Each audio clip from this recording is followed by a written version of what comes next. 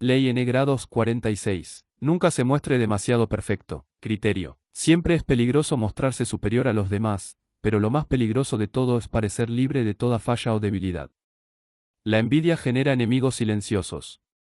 Lo inteligente es poner de manifiesto, de vez en cuando, sus defectos y admitir vicios inofensivos, a fin de desviar la envidia y parecer más humano y accesible. Solo los dioses y los muertos pueden parecer perfectos impunemente. Transgresión de la ley. Joe Orton conoció a Kenneth Halliwell en la Real Academia de Arte Dramático de Londres, en 1953, donde ambos se habían inscrito como estudiantes de arte escénico. Al poco tiempo se hicieron amantes y fueron a vivir juntos. Halliwell, que en ese momento tenía 25 años, era 7 años mayor que Orton y parecía el más seguro y confiado de los dos, pero ninguno tenía mucho talento como actor, de modo que, después de graduarse, decidieron renunciar a la actuación y dedicarse a escribir en forma conjunta. La herencia de Halliwell bastaba para permitirles vivir sin un empleo fijo durante algunos años. Al principio, Halliwell fue también la fuerza impulsora de las historias y novelas que escribían, solía dictarle los textos a Orton, que los escribía a máquina y de vez en cuando agregaba sus propios párrafos e ideas. Las primeras obras de ambos atrajeron cierto interés por parte de los agentes literarios, pero no pasaron de allí. El talento que prometían los llevaba a ninguna parte. Al fin, el dinero de la herencia se terminó y la pareja tuvo que buscar trabajo. Sus colaboraciones literarias se tornaban menos entusiastas y menos frecuentes. El futuro se veía negro. En 1957 Orton comenzó a escribir por su cuenta, pero solo 5 años más tarde, cuando los amantes fueron condenados a 6 meses de prisión por estropear docenas de libros de bibliotecas públicas, Orton encontró su propia voz. Tal vez no haya sido casual, fue la primera vez en 9 años que él y Halliwell se separaban. Salió de la cárcel decidido a expresar su menosprecio por la sociedad británica en forma de farsas teatrales. Él y Halliwell volvieron a vivir juntos, pero ahora los papeles se habían invertido. Orton era el autor principal de los trabajos, mientras que Halliwell aportaba algunos comentarios e ideas. En 1964 Orton completó su primera obra teatral extensa, Entertaining Mr. Sloane, que se estrenó en el West End de Londres, donde fue recibida con excelentes críticas. De la noche a la mañana, de la nada había surgido un gran escritor. A partir de ese momento Orton obtuvo éxito tras éxito, a un ritmo vertiginoso. En 1966 su obra Lut fue un gran suceso, y su popularidad creció más aún. Pronto empezaron a lloverle pedidos de todas partes, incluso de los Beatles, que le pagaron muy bien por un guión cinematográfico. Todo iba viento en popa, menos la relación de Orton con Kenneth Halliwell. La pareja seguía conviviendo, pero a medida que Orton triunfaba, Halliwell comenzó a deteriorarse. Al ver que su amante se convertía en el centro de atención, sufrió la humillación de quedar relegado a ser una especie de asistente personal del conocido autor teatral, y su papel en lo que antes había sido una sociedad fue reduciéndose más y más. En la década de los 50, Halliwell había mantenido a Orton con su herencia, ahora Orton lo mantenía a él. En cualquier reunión, e incluso entre amigos, todos gravitaban en torno de Orton, un hombre encantador, de ánimo casi siempre alegre. A diferencia del apuesto Orton, Halliwell era torpe y pelado, su actitud defensiva hacía que la gente lo evitara. Con el éxito de Orton, los problemas de la pareja se agravaron. Las oscilaciones anímicas de Halliwell hacían imposible la convivencia. Orton decía que quería separarse y tenía numerosas aventuras sentimentales, pero siempre terminaba regresando a su viejo amigo y amante. Trató de ayudar a Halliwell a lanzar su propia carrera como artista plástico, y hasta le consiguió una galería para exhibir su obra, pero la exposición fue un fracaso, lo cual intensificó el complejo de inferioridad de Halliwell. En mayo de 1967 la pareja pasó unas breves vacaciones en Tánger, Marruecos. Durante ese viaje, Orton escribió en su diario: estuvimos hablando de cuán felices nos sentíamos. Y de cómo, sin duda, esa felicidad no podría durar. Que tendríamos que pagar por ella. O que seríamos víctimas de algún desastre, porque nos sentíamos quizá demasiado felices. Ser jóvenes, apuestos, famosos, sanos y relativamente ricos, y además felices, es algo que pareciera ir contra la naturaleza. Por afuera, Halliwell se mostraba tan feliz como Orton. Por dentro, sin embargo, estaba furioso.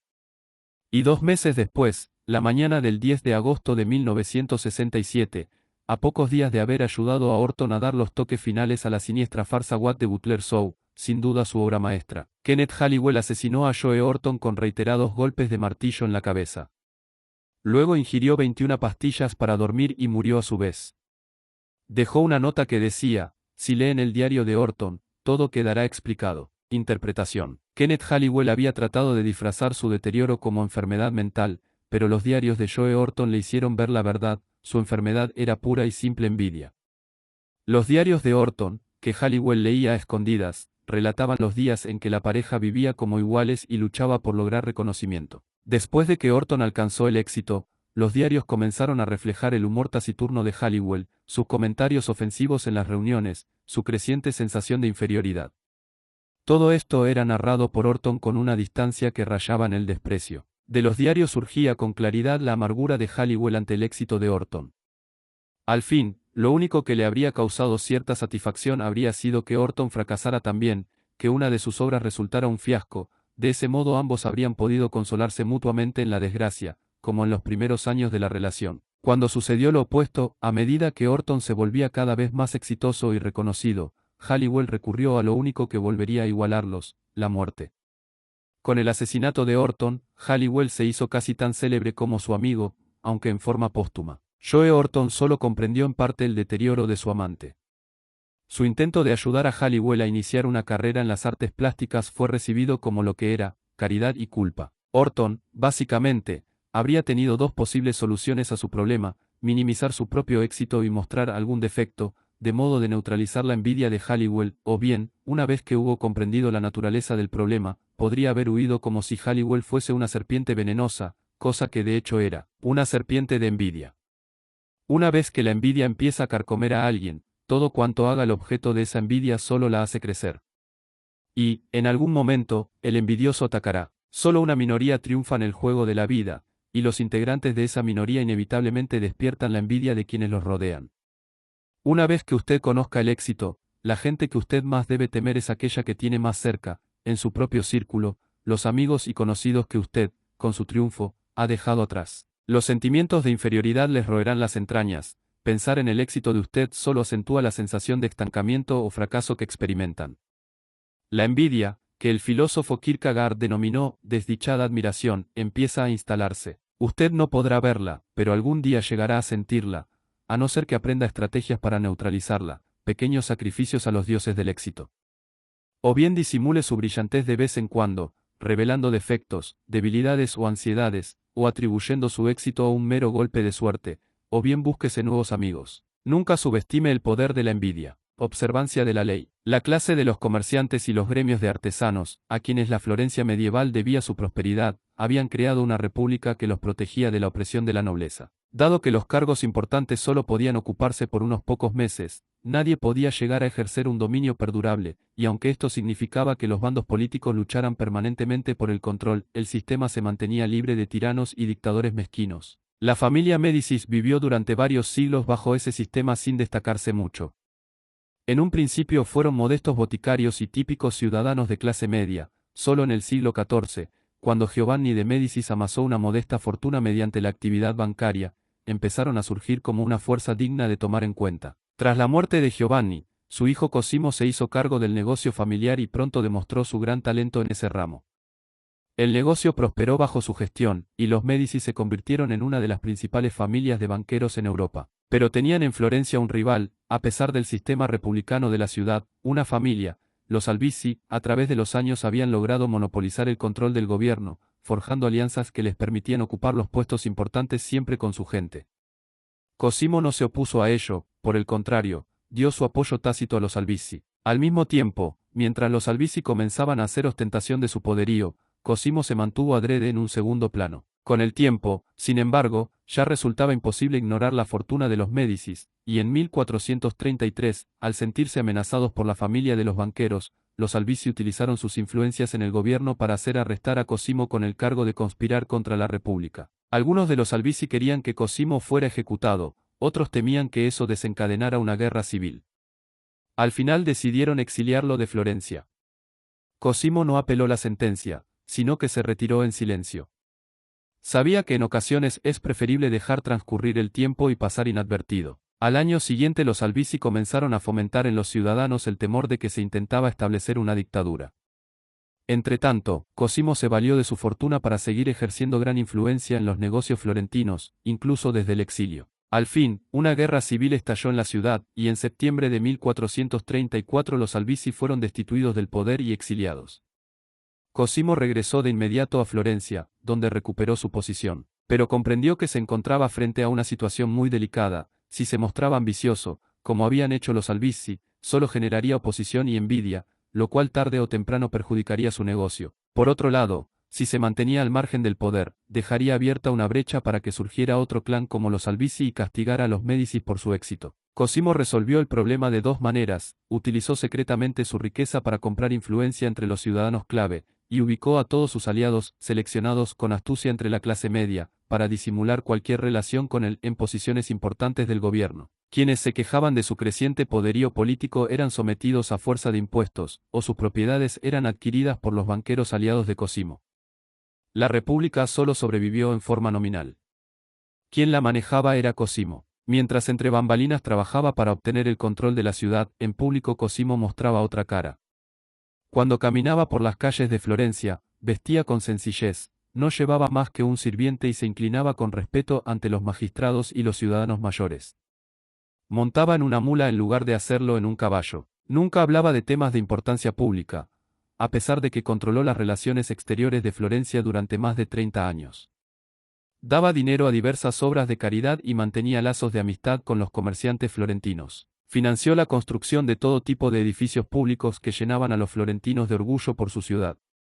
Cuando se hizo construir un palacio para él y su familia en la vecina Fiesole, rechazó el ostentoso diseño de Brunelleschi y eligió, en cambio, una estructura modesta diseñada por Micheloso, un hombre de humilde origen florentino. El palacio fue todo un símbolo de la estrategia de Cosimo, absoluta sencillez por fuera, pero elegante y opulento en su interior. Cosimo murió en 1464, después de gobernar durante 30 años. Los ciudadanos de Florencia querían construirle una gran tumba y honrar su memoria con elaboradas ceremonias fúnebres, pero en su lecho de muerte él pidió que lo enterraran, sin pompas ni ostentación. 60 años después, Maquiavelo aclamó a Cosimo como el más sabio de todos los príncipes, porque sabía que las cosas extraordinarias que se ven y aparecen a la vista a cada momento despiertan mucha más envidia en los hombres que aquellas que se hacen y se cubren con un manto de decencia. Interpretación. Un íntimo amigo de Cosimo, el librero Vespasiano da Bisticci, escribió de él en cierta oportunidad, y toda vez que deseaba realizar algo, cuidaba de que, a fin de evitar lo más posible la envidia, la iniciativa pareciera provenir de otros y no de él. Una de las expresiones preferidas de Cosimo era: la envidia es una yerba que no debe ser regada. Como conocía el poder que tiene la envidia en un entorno democrático, Cosimo evitaba toda apariencia de grandeza. Esto no significa que la grandeza debe sofocarse o que solo debe sobrevivir lo mediocre, sino que es necesario recurrir a un hábil juego de apariencias. La insidiosa envidia de las masas puede desviarse con facilidad, muéstrese como uno de ellos, tanto en estilo como en valores. Establezca alianzas con quienes son sus inferiores y elévelos a posiciones de poder para asegurarse de que lo apoyen en momentos de necesidad. Nunca haga ostentación de su riqueza, y disimule el grado en que ella le ha comprado influencia. Demuestre su respeto por los demás, como si estos fuesen más poderosos que usted. Cosimo de Medici perfeccionó con habilidad este juego, era un maestro en el disimulo de las apariencias. Nadie podía estimar la magnitud de su poder, pues su modesto exterior ocultaba la verdad. Nunca sea tan tonto como para creer que usted despierta admiración mediante la ostentación de las cualidades que lo destacan por encima de los demás. Al hacer tomar conciencia a los otros de la posición inferior que ocupan, usted solo genera admiración desdichada, o sea, envidia, que corroerá a los demás hasta que terminen socavando el éxito y la posición de usted de formas por entero imprevisibles.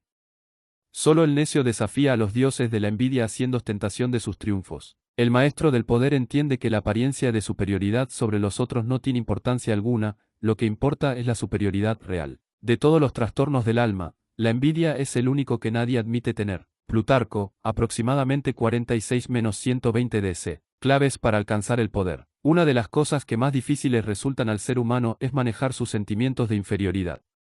Al enfrentarnos con una capacidad, un talento o un poder superior, a menudo nos sentimos perturbados e incómodos. Esto se debe a que tenemos una conciencia exagerada de nosotros mismos, y cuando nos encontramos con quienes nos superan, nos percatamos de los aspectos en que somos mediocres o al menos no tan brillantes como creíamos.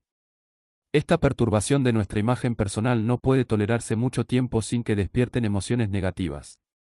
Primero sentimos envidia, si tuviésemos las cualidades o la habilidad de la persona superior a nosotros seríamos felices. Pero la envidia no nos brinda consuelo ni nos acerca a la persona a la que envidiamos.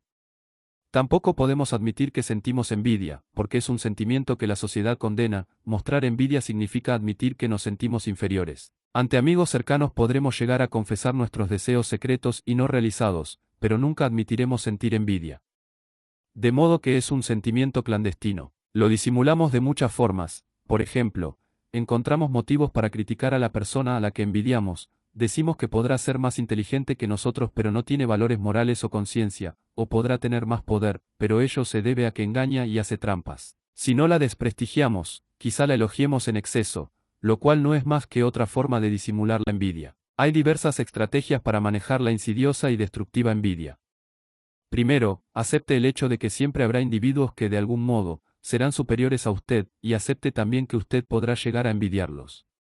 Pero utilice ese sentimiento como fuerza impulsora para tratar de igualar o superar a esas personas algún día. Si deja que la envidia se vuelva hacia adentro, le envenenará el alma.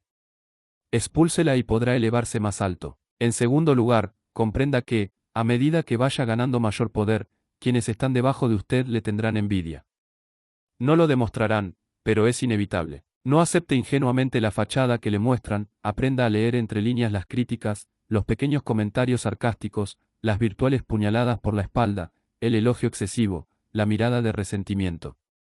Los grandes problemas de la envidia aparecen cuando no la reconocemos hasta que es ya demasiado tarde. Por último, deberá saber que, cuando los demás lo envidian, trabajarán de modo insidioso contra usted. Pondrán en su camino obstáculos que usted no preverá o cuya fuente no podrá descubrir. Es difícil defenderse de ese tipo de ataque. Para cuando se dé cuenta de que es envidia lo que subyace en los sentimientos negativos de una persona, a menudo es demasiado tarde. Las disculpas, la falsa humildad, las acciones defensivas no harán más que exacerbar el problema, ya que es mucho más fácil evitar la envidia antes de que aparezca, que deshacerse de ella una vez que se ha desarrollado. Usted deberá planificar con cuidado para evitar que ese sentimiento crezca. A menudo son las propias acciones las que generan envidia, la propia inconsciencia. Al identificar las acciones o cualidades que generan envidia, podrá cortarla por lo sano antes de que contamine toda su vida. Kierkegaard creía que hay ciertos tipos de individuos que generan envidia y que, cuando ésta surge, son tan culpables como quienes la sienten. El más obvio de esos tipos de individuos es conocido por todos. En el momento en que algo bueno les sucede, ya sea por suerte o por esfuerzo propio, hacen gran alaraca, hasta pareciera que se complacen en hacer que otros se sientan inferiores. Este es el tipo más obvio de generadores de envidia. Pero hay otros que generan envidia en forma más sutil e inconsciente, y en gran parte son culpables de sus dificultades. La envidia es un problema, por ejemplo, para las personas que poseen grandes talentos naturales. Sir Walter Raleigh era uno de los hombres más brillantes de la corte de la reina Isabel de Inglaterra.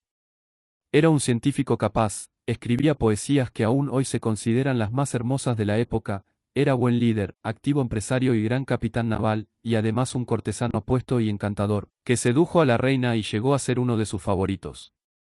Sin embargo, a donde quiera que iba la gente le bloqueaba el camino. Más adelante cayó en desgracia, fue condenado a prisión y murió decapitado. Raleigh no comprendía la inflexible oposición que encontraban los demás cortesanos. No lograba ver que él no solo no había hecho ningún intento por disimular el grado de sus habilidades y cualidades, sino que las exhibía ante todos, haciendo gala de su versatilidad, convencido de que con eso impresionaba a la gente y ganaba amigos. En realidad, esa actitud solo le granjeó silenciosos enemigos, gente que se sentía inferior a él y que hacía todo lo posible por arruinarlo en el momento en que cometía la menor de las equivocaciones. Al final, la razón por la cual fue decapitado fue un cargo de traición, pero la envidia encuentra mil formas de enmascarar su carácter destructivo. La envidia generada por Sir Walter Raleigh es la peor de todas. Fue inspirada por su natural talento y gracia, que él sentía que debía de manifestar en su plenitud. El dinero es algo que puede conseguirse, el poder también, pero una inteligencia superior, un físico agraciado y un encanto personal son cualidades imposibles de adquirir. Quienes son perfectos por naturaleza deben trabajar al máximo para disimular su brillo y revelar, de vez en cuando, uno o dos defectos, a fin de neutralizar la envidia antes de que eche raíces. Es un error común e ingenuo pensar que usted seduce a la gente con sus talentos naturales, en realidad, terminarán odiándolo por ellos. Un gran riesgo en el ámbito del poder es la repentina mejora de la suerte personal, un ascenso inesperado, un triunfo o un éxito que pareciera venir del cielo. Esto sin duda generará envidia entre quienes antes eran sus pares. Cuando el arzobispo de Retz fue ascendido al rango de cardenal, en 1651, sabía muy bien que muchos de sus ex colegas lo envidiaban. Consciente de que sería tonto alienar a quienes ahora se hallaban por debajo de él, Retz hizo todo cuanto pudo para minimizar sus méritos y enfatizar el papel que la suerte había tenido en su éxito. Para que los demás se sintieran más cómodos, actuaba con humildad y deferencia, como si nada hubiera cambiado. En realidad, por supuesto, sabía que ahora tenía mucho más poder que antes. Retz escribió que aquellas políticas inteligentes produjeron buen efecto, pues redujeron la envidia que sentían hacia mí, que es el más grande de todos los secretos. Siga el ejemplo de Retz. Con sutileza enfatice la suerte que ha tenido, a fin de hacer su fortuna más accesible a los demás, y la necesidad de envidiarlo, menos aguda. Tenga cuidado de no simular una falsa modestia que resulte demasiado transparente, esto solo despertará más envidia aún. Su actuación deberá ser creíble, su humildad y su franqueza hacia los que ha dejado atrás deberá parecer genuina. Cualquier vestigio de insinceridad solo logrará que su nuevo estatus resulte más opresivo. Recuerde, a pesar de su elevada posición, no le conviene despertar la antipatía de sus expares. El poder exige una amplia y sólida base de apoyo, que la envidia puede destruir en silencio. El poder político de cualquier clase genera envidia, y una de las mejores formas de neutralizarla antes de que eche raíces consiste en parecer carente de ambiciones. Cuando Iván el Terrible murió, Boris Godunov sabía que en la escena política él era el único capaz de conducir los destinos de Rusia. Pero si demostraba demasiada ansiedad por ocupar esa posición, generaría sospechas y envidia entre los boyardos, así que rechazó la corona, no una sino varias veces, hizo que el pueblo insistiera en que ascendiera al trono. George Washington usó la misma estrategia con muy buenos resultados, primero al negarse a conservar el cargo de comandante en jefe del ejército estadounidense, y luego al resistirse a asumir la presidencia del país. En ambos casos, sus negativas lo hicieron más popular aún. La gente no puede envidiar el poder que ellos mismos han conferido a una persona que no lo deseaba. Según el estadista y escritor isabelino Sir Francis Bacon, la política más sabia de los poderosos es la de lamentarse de su suerte, como si sus responsabilidades fuesen una carga y un sacrificio. ¿Cómo puede alguien envidiar al hombre que ha asumido una dura carga solo por el bien de los intereses de los demás? Disfrace su poder como una especie de autosacrificio, en lugar de hacerlo parecer una fuente de felicidad o satisfacción, y resultará menos envidiable. Enfatice sus problemas, y convertirá un peligro potencial, la envidia, en una fuente de apoyo moral, lástima. Una estratagema similar es la de sugerir que su buena suerte beneficiará a todos los que lo rodean. Para esto deberá abrir la billetera, como Simón, un adinerado general del antiguo Atenas, que daba con generosidad a todos, a fin de evitar que la gente se resintiera por la influencia que él había adquirido en la política ateniense. Pagó un alto precio para neutralizar la envidia, pero al final esta actitud lo salvó del ostracismo y el destierro de su ciudad. El pintor J. M. W. Turner recurrió a otra táctica para neutralizar la envidia de sus colegas artistas, a quienes consideraba el principal obstáculo para su éxito. Al observar que su incomparable habilidad con los colores les hacía temer que los cuadros de ellos se exhibieran cerca de los de él, comprendió que el temor se convertiría en envidia y, en consecuencia, le resultaría más difícil encontrar galerías de arte dispuestas a exhibir su obra. Se sabe que a veces Turner opacaba temporalmente los colores de sus cuadros con negro de humo, a fin de ganarse la buena voluntad de sus colegas. Para neutralizar la envidia, Gracián recomienda que los poderosos demuestren alguna debilidad, una indiscreción social menor, un vicio inofensivo. Esta es una forma de dar algo que hablar a los potenciales envidiosos y distraerlos de nuestros pecados más importantes. Recuerde, lo que interesa es la realidad. Usted podrá jugar con las apariencias, pero al final tendrá lo que de veras cuenta, verdadero poder. En algunos países árabes, un hombre evita despertar la envidia de su prójimo actuando como Cosimo de Medici, mostrando su riqueza solo en el interior de su casa. Aplique esta sabiduría a su propio carácter. Cuídese de algunos de los disfraces que suele adoptar la envidia. El elogio excesivo es señal casi segura de que la persona que lo elogia también lo envidia, o bien está preparando la caída, a usted le será imposible ponerse a la altura de los elogios del otro, o está afilando el cuchillo a espaldas de usted. Al mismo tiempo, quienes se muestran hipercríticos para con usted, o lo difaman en público, quizá también lo envidien. Reconozca estas actitudes como envidia disfrazada y manténgase alejado de la trampa del vilipendio mutuo o la de tomarse las críticas a pecho. Vénguese ignorando la mezquina presencia del envidioso. No trate de ayudar o de hacer favores a quienes lo envidian, pues pensarán que usted actúa con condescendencia. El intento que hizo Joe Orton al ayudar a Halliwell a encontrar una galería de arte para exhibir sus obras, no hizo sino intensificar los sentimientos de inferioridad y envidia de su amante. Una vez que la envidia se muestra como lo que es, la única solución suele consistir en huir de la presencia del envidioso y dejar a que yerba en su propia salsa. Por último, tome conciencia de que ciertos entornos son más propicios para la envidia que otros. Los efectos de la envidia son más serios entre colegas y pares, donde hay un barniz de igualdad. La envidia también es destructiva en un entorno democrático, donde la exhibición abierta de poder es despreciada. Sea particularmente sensible en un entorno de ese tipo.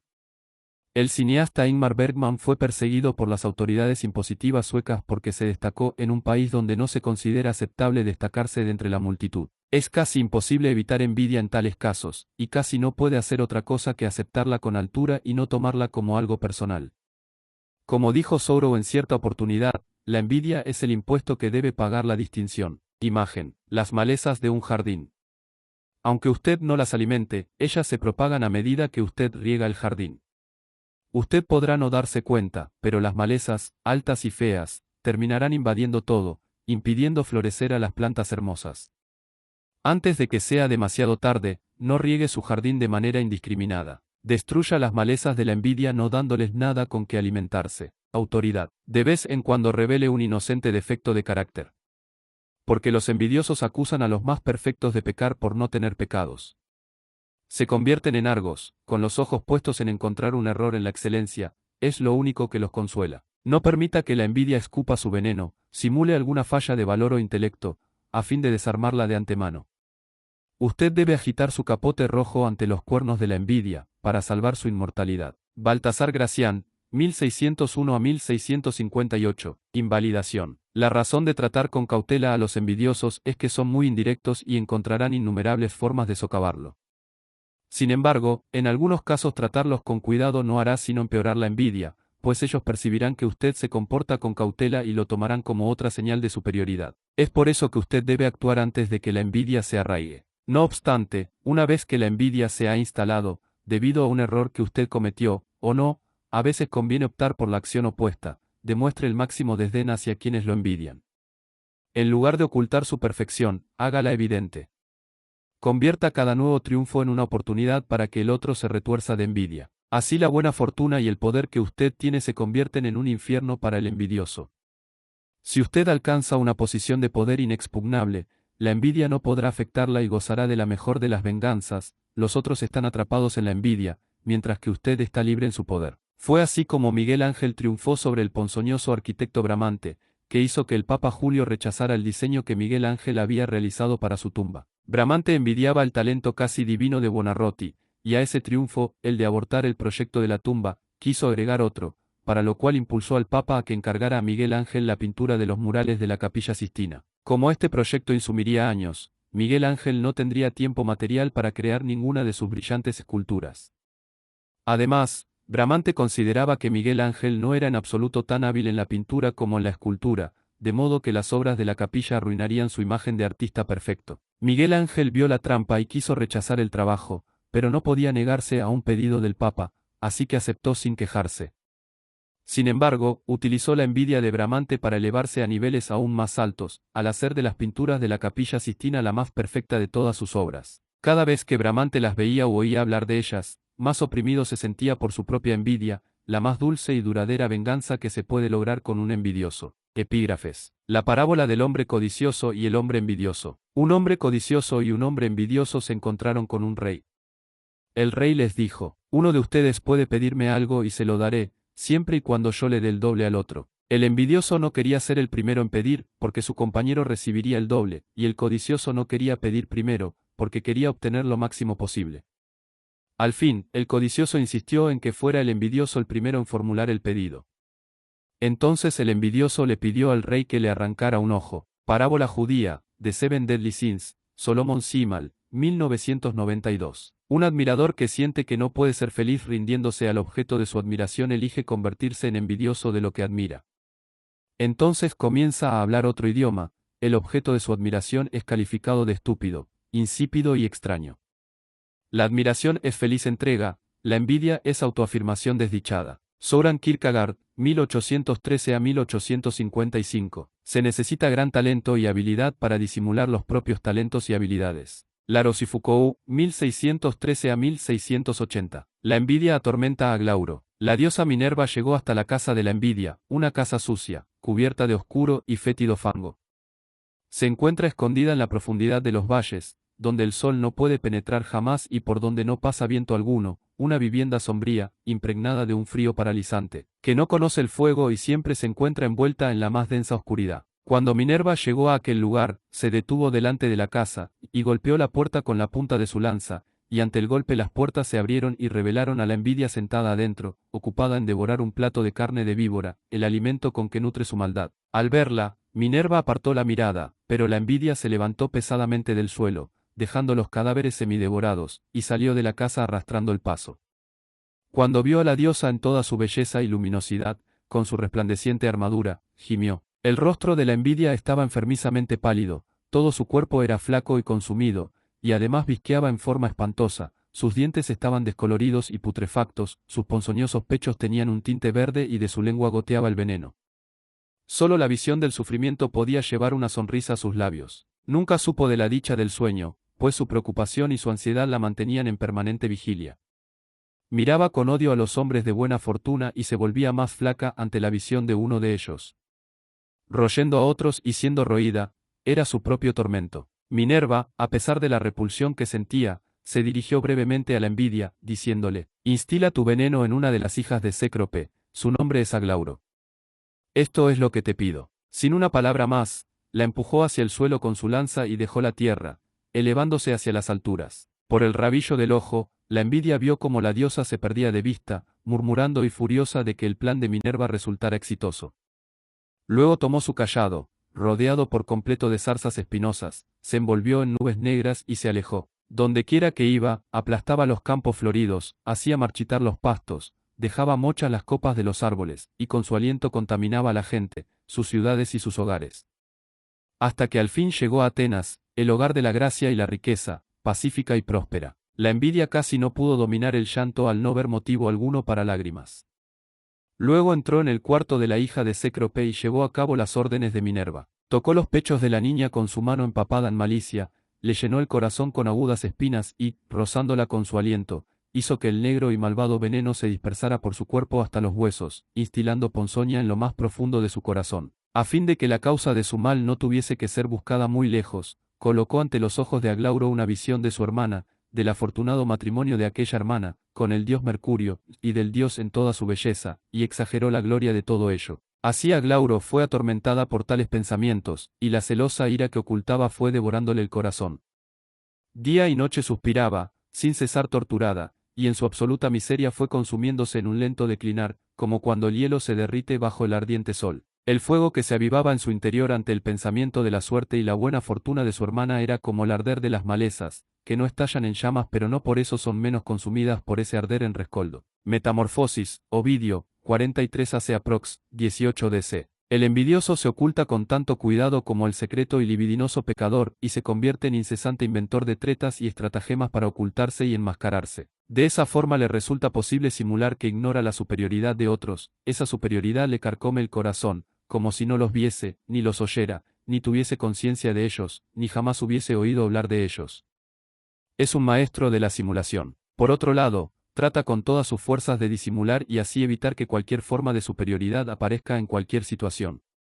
Y si esto ocurre, la envuelve en oscuridad, críticas excesivas, sarcasmo y calumnias, como un sapo que escupe su veneno desde el agujero en que vive. Por otra parte, elevará sin cesar a los hombres insignificantes, o la gente mediocre, e incluso inferior, en el mismo tipo de actividades. Arthur Schopenhauer, 1788 a 1860. El proverbio dice que no muchos hombres pueden amar sin sentir envidia a un amigo cuya fortuna prospera, y alrededor de la mente envidiosa el frío veneno se adhiere, y duplica todo el dolor que la vida le ocasiona. Necesita cuidar de sus propias heridas y siente la felicidad de los demás como una maldición. Esquilo, aproximadamente 525 o 456 AC. José y su túnica. Israel amaba a José más que a todos sus demás hijos, pues era para él el hijo de la ancianidad. Le había hecho una túnica de mangas largas. Vieron sus hermanos como lo prefería su padre a todos sus otros hijos, y lo aborrecieron hasta el punto de no poder ni siquiera saludarlo. Ellos lo vieron de lejos y, antes de que se les acercara, conspiraron contra él para matarlo, y se decían mutuamente, por ahí viene el soñador. Ahora, pues, venid, matémoslo y echémoslo en un pozo cualquiera, y diremos que algún animal feroz lo devoró. Veremos entonces en qué paran sus sueños. Antiguo Testamento, Génesis 37, 3-4 y 18-20. La tragedia de la tumba. Cuando el Papa Julio vio por primera vez el diseño de su tumba hecho por Miguel Ángel, le agradó tanto que de inmediato lo envió a una cantera de Carrara para carrear el mármol necesario e instruyó a Lamanno Salviati, de Florencia, pagarle 1000 ducados con este fin. Miguel Ángel permaneció más de 8 meses en las montañas, con 2 obreros y su caballo, y sin otra provisión excepto los alimentos. Una vez elegido y extraído de allí todo el mármol necesario, lo llevó hasta la costa del mar y dejó allí a uno de sus hombres, para que lo embarcara. Él regresó a Roma. La cantidad de mármol era inmensa, de modo que, diseminados en la plaza, aquellos trozos fueron la admiración de todos y una alegría para el Papa, que cubrió a Miguel Ángel de un sinnúmero de favores, y cuando Miguel Ángel comenzó a trabajar, una y otra vez iba a verlo a su casa y hablaba con él de la tumba y otras cosas, como con su propio hermano. Y a fin de poder llegar con más facilidad hasta allí, el Papa mandó construir un puente levadizo desde el corridore hasta las habitaciones de Miguel Ángel, el cual le permitía visitarlo en privado. Estos muchos y frecuentes favores fueron causa, como a menudo sucede en la corte, de mucha envidia y, después de la envidia, de infinitas persecuciones, dado que Bramante, el arquitecto preferido por el Papa, hizo cambiar a este de idea, con respecto al monumento, diciéndole, como suele afirmar el vulgo, que trae mala suerte hacerse construir una tumba en vida, y otras historias similares. El temor tanto como la envidia impulsaba a Bramante, porque el criterio de Miguel Ángel había expuesto muchos de sus errores. Ahora, como no tenía duda de que Miguel Ángel conocía esos errores suyos, siempre intentó alejarlo de Roma, o al menos privarlo del favor del Papa y de la gloria y utilidad que podría haber adquirido a través de su trabajo. Tuvo éxito en lo referente a la tumba. No hay duda de que si a Miguel Ángel se le hubiese permitido finalizarla, de acuerdo con su primer diseño, con una obra tan grande para mostrar en ella su valor, ningún otro artista, por célebre que fuera, dicho sea sin envidia, podría haberlo despojado de la alta posición que habría alcanzado. Vita di Michelangelo, Ascanio Condivi, 1553. ¿Alguien ha confesado alguna vez sentir envidia? Algo hay en ella que universalmente se considera más vergonzoso que el peor de los delitos. Y no solo todo el mundo la niega, sino que la mayoría tiende a la incredulidad cuando se le imputa en serio a un hombre inteligente. Pero dado que la envidia se aloja en el corazón, y no en el cerebro, no hay grado de intelecto que ofrezca una garantía contra ella. Billy Budd, Herman Melville, 1819 a 1891. Sepa cómo triunfar sobre la envidia y la malicia.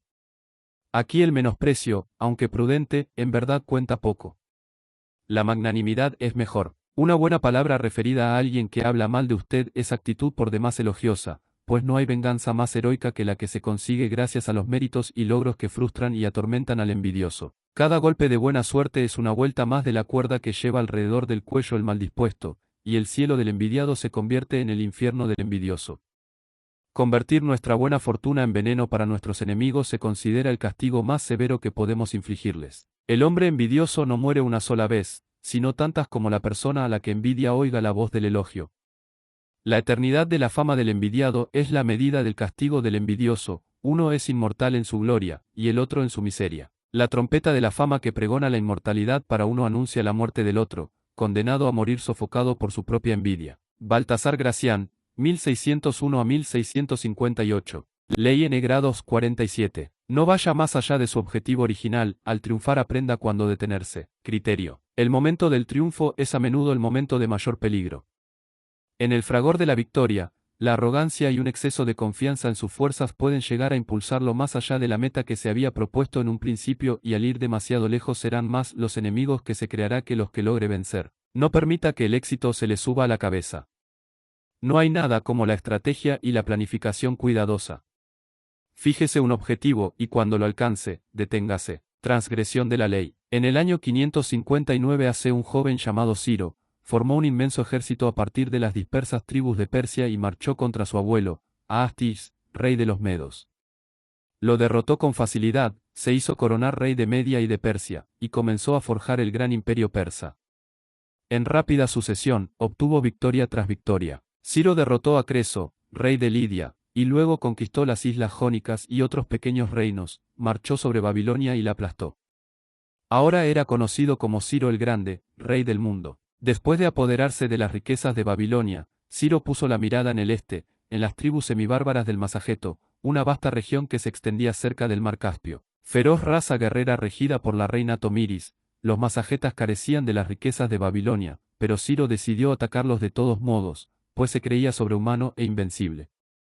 Daba por sentado que los masagetas caerían con facilidad ante su vasto ejército, tras lo cual él expandía aún más su inmenso imperio. Por lo tanto, en 529 AC, Ciro marchó hacia el río Éraxas, frontera del reino de los masagetas. En cuanto armó campamento sobre la orilla occidental, recibió un mensaje de la reina Tomiris: rey de los Medos, te aconsejo abandonar tu empresa, porque no sabes si al final dará algún beneficio. Gobierna a tu propio pueblo y procura aceptar que yo gobierne el mío. Pero supongo que rechazarás mi advertencia, dado que lo último que deseas es vivir en paz. Tomiris, que confiaba en la fuerza de su ejército y no quería demorar la batalla inevitable, ofreció retirar las tropas apostadas en su propia orilla, para que Ciro pudiera cruzar las aguas y luchar contra el ejército de la reina del lado oriental, si así lo deseaba. Ciro accedió, pero, en lugar de enfrentar al enemigo en forma directa, decidió recurrir a una estratagema. Los masagetas conocían pocos lujos. Una vez que hubo cruzado el río y acampado en la orilla oriental, Ciro dispuso una mesa para un opulento banquete, compuesto por carnes, delicias varias y vino fuerte. Luego dejó sus tropas más débiles en el campamento y retiró el resto del ejército hacia el río. Un numeroso grupo masajeta atacó el campamento y mató a todos los soldados persas en una batalla feroz. Luego, subyugados por el fabuloso festín que estos habían dejado, comieron y bebieron hasta saciarse. Después, de modo inevitable, se durmieron. El ejército persa regresó al campamento durante la noche, mató a muchos de los soldados dormidos y capturó a los demás. Entre los prisioneros se encontraba el general Masajeta, un joven de nombre Expargapises, hijo de la reina Tomiris. Cuando la reina se enteró de lo sucedido, envió a Ciro un mensaje en que le reprochaba el haberse valido de tan bajos artilugios para derrotar a su ejército. Ahora, presta atención, escribió la reina, que te daré un consejo para tu bien: devuélveme a mi hijo y abandona mi país con tus fuerzas intactas, y conténtate con haber triunfado sobre la tercera parte de los masagetas. Si te niegas, juro por el sol, nuestro señor, que te daré más sangre de la que puedas beber, por mucha que sea tu avidez. Ciro se burló de ella, no liberaría al hijo de la reina, y además aplastaría a aquellos bárbaros. El hijo de la reina, al ver que no sería liberado, no soportó la humillación y se suicidó. La noticia de la muerte de su hijo fue demasiado para la reina Tomiris. Reunió todas las fuerzas de su reino, incitó en ellas un frenesí de venganza y las envió contra las tropas de Ciro, en una violenta y cruenta batalla. Al final triunfaron los masagetas. En su furia, diezmaron el ejército persa y mataron a Ciro. Después de la batalla, Tomiris y sus soldados buscaron el cadáver de Ciro. Cuando lo encontraron, la reina le cortó la cabeza y la sumergió en una bota de vino llena de sangre humana, al tiempo que exclamaba: aunque te he derrotado y aún vivo, me has arruinado al quitarme en forma artera a mi hijo. Mira, cumplo mi amenaza, ya tienes la sangre que querías. Después de la muerte de Ciro, el imperio persa se desmoronó con rapidez. Un solo acto de arrogancia deshizo todos sus logros. Interpretación. No hay nada más embriagador que la victoria, pero tampoco nada más peligroso. Ciro había construido su gran imperio sobre las ruinas de uno anterior. 100 años antes, el poderoso imperio asirio había sido destruido por completo, su otrora espléndida capital, Nínive, quedó reducida a ruinas en la arena. Los asirios corrieron tal suerte porque fueron demasiado lejos, destruyendo una ciudad-estado tras otra, hasta perder de vista el objetivo de sus triunfos, y también los costos. Se extralimitaron, y así ganaron muchos enemigos, que al final se unieron para destruirlos. Ciro ignoró la lección de Asiria. No prestó atención a las advertencias de oráculos y asesores. No le importó ofender a una reina. Sus muchos triunfos se le habían subido a la cabeza y obnubilado su razón. En lugar de consolidar su vasto imperio, siguió adelante. En lugar de reconocer que cada situación es diferente, creyó que en cada nueva guerra obtendría los mismos resultados que en la anterior mientras siguiera usando los métodos que conocía: fuerza despiadada y astucia. Comprenda, el ámbito del poder siempre debe guiarse por la razón. Permitir que la seducción del momento o un triunfo emocional influya sobre usted o dirija sus movimientos podrá resultarle fatal. Cuando usted logra el éxito, dé un paso atrás. Muéstrese cauteloso. Cuando obtenga un triunfo, tome conciencia de la parte que en él mismo desempeñaron las circunstancias particulares de una situación determinada, y nunca se limite a repetir: las mismas acciones una y otra vez. La historia está sembrada de ruinas de imperios victoriosos y de cadáveres de líderes que no supieron cuándo detenerse y consolidar sus conquistas. Observancia de la ley. En la historia no hay personaje que haya ocupado una posición más delicada y precaria que la amante del rey. No tenía poder legítimo alguno al cual recurrir en tiempos turbulentos, estaba rodeada por una jauría de cortesanos envidiosos, que ansiaban verla caer en desgracia, y por último, como su fuente de poder era en general la belleza física, para la mayoría esa caída era inevitable y muy desagradable. El rey Luis XV de Francia comenzó a mantener amantes oficiales desde el principio de su reinado, y la buena fortuna de cada una de esas mujeres rara vez duraba más de unos pocos años. Pero después llegó Madame de Pompadour, a quien, cuando vivía aún en un hogar de clase media, junto a sus 8 hermanos, y se llamaba Jean Poisson, una adivina le había predicho que algún día sería la favorita del rey. Parecía un sueño absurdo, ya que las amantes reales casi siempre provenían de la aristocracia. Aún así, Jean se consideraba predestinada a seducir al rey, y esa meta se convirtió en su obsesión. Se esforzó por desarrollar los talentos que toda favorita del rey debía poseer: música, danza, actuación, equitación, y se destacó en todos ellos. Se casó con un hombre de la baja nobleza, que le permitió acceder a los mejores salones de París. Pronto corrió la voz acerca de su belleza, talento, encanto e inteligencia. Jean Poisson entabló estrecha amistad con Voltaire, con Montesquieu y otras grandes mentes de la época, pero nunca perdió de vista el objetivo que se había fijado de niña: conquistar el corazón del rey. Su esposo poseía un pequeño castillo en un bosque en el cual el rey cazaba con frecuencia, de modo que Jean comenzó a pasar mucho tiempo allí. Estudiaba como un halcón los movimientos del rey y se aseguraba de que él la encontrara, por casualidad, mientras ella paseaba a pie por el parque ataviada con sus vestidos más seductores o pasaba por allí en su espléndida carroza. El rey comenzó a prestarle atención y a regalarle las piezas que cazaba. En 1744 murió la duquesa de Châteauroux, la amante del rey hasta ese momento. Jean pasó de inmediato a la ofensiva. Asistía a todos los sitios que frecuentaba el soberano, bailes de máscaras en Versalles, funciones de ópera y todo lugar donde los caminos de ambos se cruzaran y ella pudiera exhibir sus múltiples talentos: la danza, el canto, la equitación, la coquetería. Por fin el rey sucumbió a sus encantos, y en una ceremonia que tuvo lugar en Versalles en septiembre de 1745, esa muchacha de 24 años, hija de un funcionario bancario de clase media, fue oficialmente reconocida como la amante del rey. Le adjudicaron sus propios aposentos en el palacio, a los cuales el soberano podía acceder a cualquier hora mediante una escalera oculta y una puerta posterior. Y como algunos cortesanos desaprobaban que hubiera elegido una mujer de origen plebeyo, Luis XV le otorgó el título de marquesa. A partir de ese momento se la conocería como Madame de Pompadour. El rey era un hombre a quien la más mínima sensación de aburrimiento oprimía más allá de lo expresable. Madame de Pompadour sabía que para mantenerlo esclavo de sus encantos debía entretenerlo permanentemente. Con este fin montaba en Versalles sucesivas producciones teatrales, en las cuales era ella quien más brillaba, organizaba atractivas cacerías, bailes de máscaras y cualquier otra cosa que mantuviese entretenido al rey fuera de la alcoba. Madame de Pompadour se convirtió en patrona de las artes y árbitro del buen gusto y de la moda para toda Francia. Sus enemigos en la corte aumentaban con cada nuevo éxito, pero Madame de Pompadour desbarataba las intrigas de una manera por entero novedosa para un amante del rey, con extrema cortesía. Con gracia y encanto supo ganar la adhesión de los que no aprobaban su origen humilde. Y lo más insólito de todo fue que se hizo amiga de la reina e insistía en que Luis XV prestara más atención a su esposa y la tratara con mayor amabilidad. Hasta la familia real, aunque a regañadientes, comenzó a apoyarla. Para coronar su gloria, el rey la nombró duquesa. Su influencia comenzó a sentirse incluso en la política, llegó a ser un ministro de Relaciones Exteriores sin título. En 1751, cuando Madame de Pompadour se hallaba en la cumbre de su poder, experimentó la peor de sus crisis.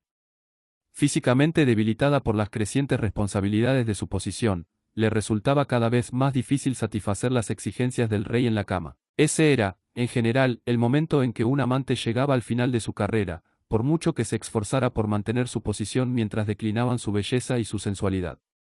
Pero Madame de Pompadour tenía una estrategia: alentó al rey a establecer una especie de burdel, el Parc aux Fèves, en los bosques de Versalles. Allí el soberano, ya bastante maduro, podría tener relaciones con las más bellas jóvenes del reino. Madame de Pompadour sabía que, debido a su encanto y su influencia política, se había vuelto indispensable para el rey.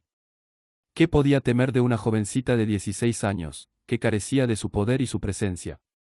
¿Qué le importaba perder su lugar en la cama, mientras siguiera siendo la mujer más poderosa de Francia. Para asegurarse de ello, estrechó su amistad con la reina, a quien acompañaba a la iglesia. A pesar de que sus enemigos de la corte conspiraban para destituirla de su posición oficial de amante del rey, éste la mantuvo en su cargo, porque necesitaba de su serena presencia. Solo cuando el papel que desempeñó en la desastrosa Guerra de los 7 años atrajo demasiadas críticas sobre ella, comenzó a retirarse poco a poco de la vida pública. Madame de Pompadour, cuya salud siempre había sido frágil, murió en 1764, a la edad de 43 años. Su reinado como amante había durado 20 años, algo que no tenía precedente. Fue llorada por todos, escribió el duque de Croy, porque era bondadosa y ayudaba a cuantos se acercaban a ella. Interpretación. Consciente de lo temporal de su poder, la amante de un rey solía entrar en una especie de frenesí después de haber seducido al soberano, trataba de acumular la mayor cantidad de dinero posible para asegurarse la subsistencia después de su ineludible caída. Y, para prolongar su reinado lo más posible, solía mostrarse implacable con sus enemigos en la corte.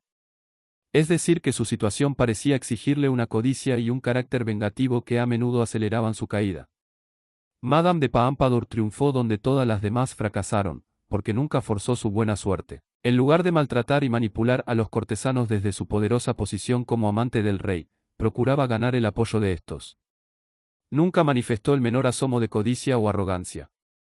Cuando ya no pudo cumplir con sus obligaciones físicas como amante, no la desesperó la idea de que alguien la reemplazara en la cama. Simplemente utilizó una estrategia, alentó al rey a tomar amantes jóvenes, pues sabía que, cuanto más jóvenes y bonitas fueran, menos harían peligrar su posición, ya que no podían competir con su encanto y su sofisticación, y el monarca pronto se aburriría de ellas. El éxito causa extraños efectos en la mente del hombre. Lo hace sentirse invulnerable, al tiempo que lo vuelve más hostil y descontrolado cuando alguien desafía su poder. El poder lo vuelve menos capaz de adecuarse a las circunstancias y le hace creer que su carácter tiene mayor incidencia en el éxito que su estrategia y planificación. Como Madame de Pompadour, usted deberá comprender que su momento de triunfo es también un momento en el que tiene que confiar más que nunca en su sagacidad y su estrategia, para consolidar su base de poder, reconocer el papel que la suerte y las circunstancias han desempeñado en su éxito, y mantenerse atento a los cambios de fortuna. Es en el momento de la victoria cuando usted deberá dedicarse al juego del cortesano y prestar más atención que nunca a las leyes del poder. Los más grandes peligros se presentan en el momento de la victoria. Napoleón Bonaparte, 1769 a 1821. Claves para alcanzar el poder. El poder tiene sus propios ritmos y pautas.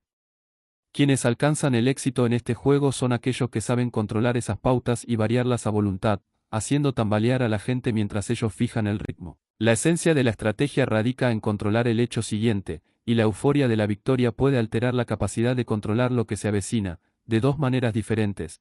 En primer lugar, usted tratará de seguir avanzando en la misma dirección sin detenerse a ver si esta es aún la dirección que más le conviene. Segundo, el éxito tiende a subírsele a la cabeza y volverlo muy emocional. Al sentirse invulnerable, usted actúa de forma tan agresiva que termina deshaciendo la victoria que ha ganado. La lección es simple. Los poderosos varían sus ritmos y pautas, cambian de curso, se adaptan a las circunstancias y aprenden a improvisar. En lugar de dejar que sus audaces pies los impulsen a seguir simplemente hacia adelante, dan un paso atrás, se detienen y miran hacia donde se dirigen. Es como si su flujo sanguíneo contuviese una especie de antídoto a la intoxicación de la victoria, lo cual les permite controlar sus emociones y detenerse cuando han logrado el éxito. Como suelen decir en las escuelas de equitación, antes de poder dominar al caballo, hay que saber dominarse uno mismo. La suerte y las circunstancias siempre desempeñan un papel en el poder. Esto es inevitable, y además torna más interesante el juego del poder. Pero, pese a lo que usted pueda pensar, la buena suerte suele ser más peligrosa que la mala suerte. La mala suerte enseña valiosas lecciones de paciencia, de esperar el momento oportuno y de la necesidad de estar siempre preparado para lo peor.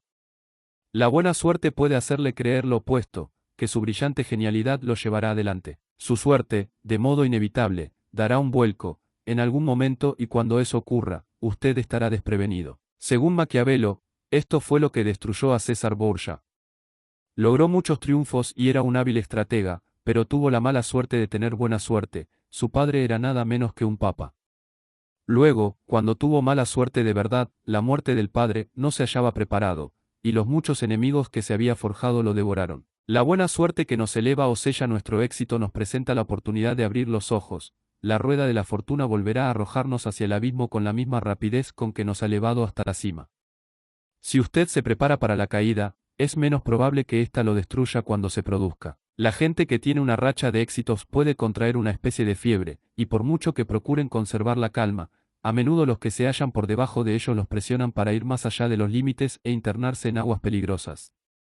Usted deberá idear una estrategia para manejarse con tales individuos. La simple prédica de la moderación lo hará parecer débil y mezquino, como alguien que no sigue adelante después de un triunfo, y ello podrá reducir su poder. Cuando el general y estadista ateniense Pericles condujo una serie de campañas navales alrededor del Mar Negro, en el año 436 AC, sus fáciles triunfos inflamaron a los atenienses, que clamaron por más.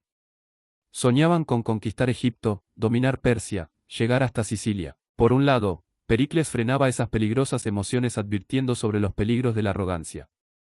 Pero por otro lado las incentivaba, al librar pequeñas batallas que sabía fáciles de ganar, para crear la apariencia de que le quedaba mucho ímpetu para una gran ofensiva. La habilidad con la que Pericles manejaba ese juego se reveló después de su muerte. Los demagogos asumieron el poder, impulsaron a Atenas a invadir Sicilia y con ese solo y desafortunado acto destruyeron todo un imperio. Muchas veces el ritmo del poder exige que la fuerza alterne con la sagacidad. Demasiada fuerza crea una contrarreacción, demasiada sagacidad, por más sagaz que sea, se torna previsible. Al servicio de su amo, el Shogun Oda Nobunaga, el gran general japonés y futuro emperador Hideyoshi del siglo XVI logró en cierta oportunidad una sorprendente victoria sobre el ejército del formidable general Yojimouto. El Shogun quería seguir avanzando, para combatir y conquistar a otro de sus poderosos enemigos, pero Hideyoshi le recordó el viejo proverbio japonés que dice: cuando haya obtenido una victoria, ajústese las correas del yelmo. Para Hideyoshi, aquel era el momento en que el Shogun debía pasar de la fuerza a la sagacidad y al ataque indirecto, levantando a sus enemigos uno contra otro mediante una serie de alianzas engañosas. De esta forma evitaría generar oposición innecesaria al mostrarse demasiado agresivo. Estos cambios de ritmo causan un poder inmediato. Los individuos que van más allá de sus marcas a menudo están motivados por el deseo de complacer a un amo y demostrarle su dedicación. Pero un exceso de esfuerzo los expone al riesgo de que el amo comience a desconfiar. En varias ocasiones, generales que servían al mando de Filipo de Macedonia cayeron en desgracia y fueron degradados de inmediato, tras haber conducido a sus tropas a una gran victoria. Filipo conjeturaba que, con una victoria más, el hombre podía llegar a convertirse en un rival en lugar de seguir siendo un subalterno. Cuando usted sirve a un amo, con frecuencia le convendrá medir sus triunfos con cuidado y permitir que él se lleve la gloria, de modo de evitar que se sienta inseguro o amenazado. También es sabio establecer un esquema de estricta obediencia para ganar la confianza del amo. En el siglo IV AC, un capitán que servía al mando del general chino Wu Chei, famoso por su severidad, se lanzó a la carga antes de que la batalla hubiese comenzado y regresó con varias cabezas enemigas. Creía haber demostrado su feroz entusiasmo, pero Wu Chei se dejó impresionar. Un oficial talentoso, dijo el general con un suspiro tras ordenar que lo decapitaran, pero muy desobediente. Otro momento en que un pequeño éxito amenaza destruir las posibilidades de obtener un triunfo mayor puede producirse cuando un amo o un superior le hace un favor, constituye un peligroso error pedir más. Usted parecerá inseguro, quizás siente que no merecía el favor y que debe tomar lo que pueda mientras tenga oportunidad, pues tal vez no vuelva a presentársele.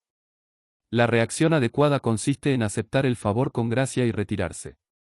Cualquier tipo de favores subsiguientes deberá ganárselos, sin pedirlos. Por último, en el momento en que usted se detiene tiene gran peso dramático. Lo que llega último permanece grabado en la mente como una especie de signo de exclamación. No hay mejor momento para detenerse y retirarse que después de una victoria. Si sigue avanzando se arriesgará a reducir el efecto e incluso a terminar derrotado. Como dicen los abogados acerca de los interrogatorios, termine siempre con una victoria. Imagen: Ícaro cayendo del cielo. Su padre, Dédalo, construye alas de cera para que los dos hombres puedan salir del laberinto y escapar del Minotauro. Entusiasmado por el exitoso escape y la sensación de volar, Ícaro sube cada vez más alto, hasta que el sol derrite sus alas y él cae a tierra y muere. Autoridad. Los príncipes y las repúblicas debieran contentarse con una victoria, porque cuando pretenden alcanzar más suelen perder. El uso del lenguaje ofensivo para con el enemigo surge de la insolencia de la victoria, o de la falsa esperanza de un triunfo que luego confunde a los hombres tanto en sus acciones como en sus palabras, porque cuando esa falsa esperanza se apodera de la mente, induce a los hombres a ir más allá de sus límites y los lleva a sacrificar un cierto bueno por un mejor incierto. Nicolás Maquiavelo, 1469 a 1527. Invalidación. Como dice Maquiavelo, o bien destruya a un hombre, o déjelo en paz por completo. Castigar a medias o infligir una herida leve solo genera un enemigo cuya amargura crecerá y con el tiempo lo impulsará a vengarse. Cuando usted derrota a un enemigo, haga su victoria completa y total, aplástelo y hágalo desaparecer. En el momento de la victoria no vacile en aplastar al enemigo derrotado, pero evite seguir avanzando sin necesidad contra otros. Sea implacable con su enemigo, pero no gane nuevos enemigos mediante una reacción excesiva. Hay quienes se vuelven más cautelosos que nunca después de un triunfo, pues lo ven como algo que solo les aporta más posesiones de cuya protección deberán ocuparse. La cautela después de la victoria nunca debe hacerlo titubear o perder impulso, sino servirle de salvaguarda contra una acción precipitada. Por otra parte, el impulso a la acción es un fenómeno muy sobrevaluado. Usted crea sus propios éxitos, y si estos siguen produciéndose uno tras otro, se deben a su propio accionar. La fe en estas rachas solo lo condicionará en el aspecto emocional y lo tornará menos proclive a actuar de forma estratégica y más apto a repetir los mismos métodos. Deje la impulsividad para quienes no tienen nada mejor en que basarse. El gallito vanaglorioso. Dos jóvenes gallos pelearon sobre un estercolero. Uno era más fuerte, derrotó al otro y lo echó del estercolero. Todas las gallinas se reunieron en torno del gallito y comenzaron a elogiarlo. El joven gallo quiso que su fuerza y su gloria se conocieran en el terreno vecino. Voló hasta el techo del gallinero, agitó las alas y cantó con voz fuerte: «Mírenme todos. Soy el gallo victorioso. Ningún otro gallo del mundo tiene tanta fuerza como yo». El gallito no había terminado de pronunciar esas palabras cuando un águila lo mató, lo aferró con sus garras y lo llevó a su nido. Fábulas, León Tolstoy, 1828 a 1910. La secuencia del interrogatorio. En todos sus interrogatorios, lo más importante de todo, permítanme reiterarlo, es el precepto de mantenerse siempre alerta al momento adecuado en que es preciso detenerse.